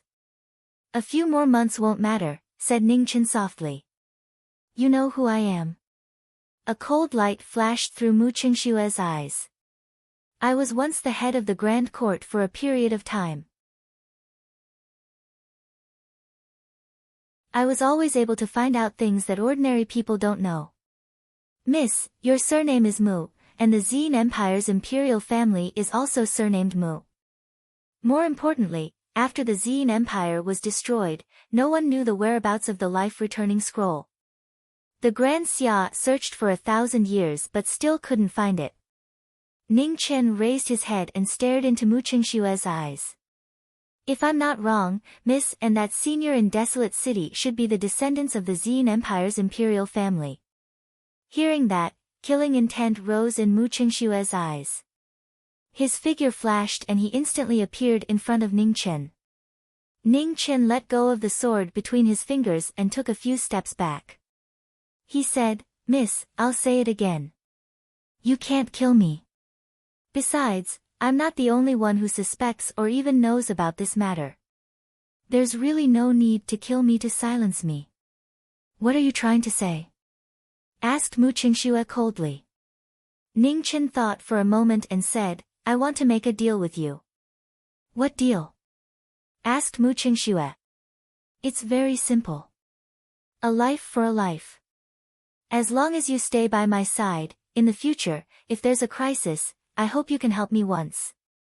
In return, when the Yellow Springs poison flares up in a few months, you can kill me as easily as blowing off dust and take away the life scroll, suggested Ning Chen. Mu Qingxue didn't say anything. Plus the Earth-returning scroll. Ning Chen released the aura of the Earth-returning scroll. Mu Qingxue was tempted and hesitated. And the Heaven-returning scroll. Ning Chen continued to tempt him. Deal.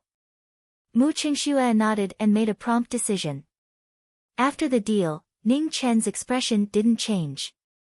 He waved his hand to gather the ghost palanquin again and continued north. Where did you get so many heavenly tomes? Mu Qingxue asked the first question in his heart. Desolate City had only obtained one heaven-returning scroll in 1,000 years. And in this world, it was already difficult to obtain one heaven-returning scroll. Who would have thought that this young man would have 3? Ning Chen honestly said, the life-returning scroll was given to me by you, the earth-returning scroll was picked up by me, and the heaven-returning scroll was stolen from a tomb. Mu Qingxue frowned and said, I don't know you. We used to know each other, but you forgot, said Ning Chen slowly. Mu Qingxue closed his eyes, unwilling to speak. The corner of Ning Chen's mouth curled up into an almost undetectable smile. Being able to keep her by his side for these next few months was also good. If the poison really flared up in a few months, these 3 heavenly tomes would be useless to him. He might as well give them to her. He wanted to thank his senior for giving him 6 or 7 months of sober time. He wanted to live a long life, and he wanted to see Mu Qingxue while he was still alive. That was enough, truly enough. You're tuning into the Blissful Bookshelf YouTube channel. We're so grateful for your support, and don't forget to subscribe to join us on this incredible journey through captivating stories. Your generosity through donations truly makes a world of difference, as it's the primary source of revenue that allows me to expand and enhance this channel for you. Thank you from the bottom of my heart for being a part of this adventure.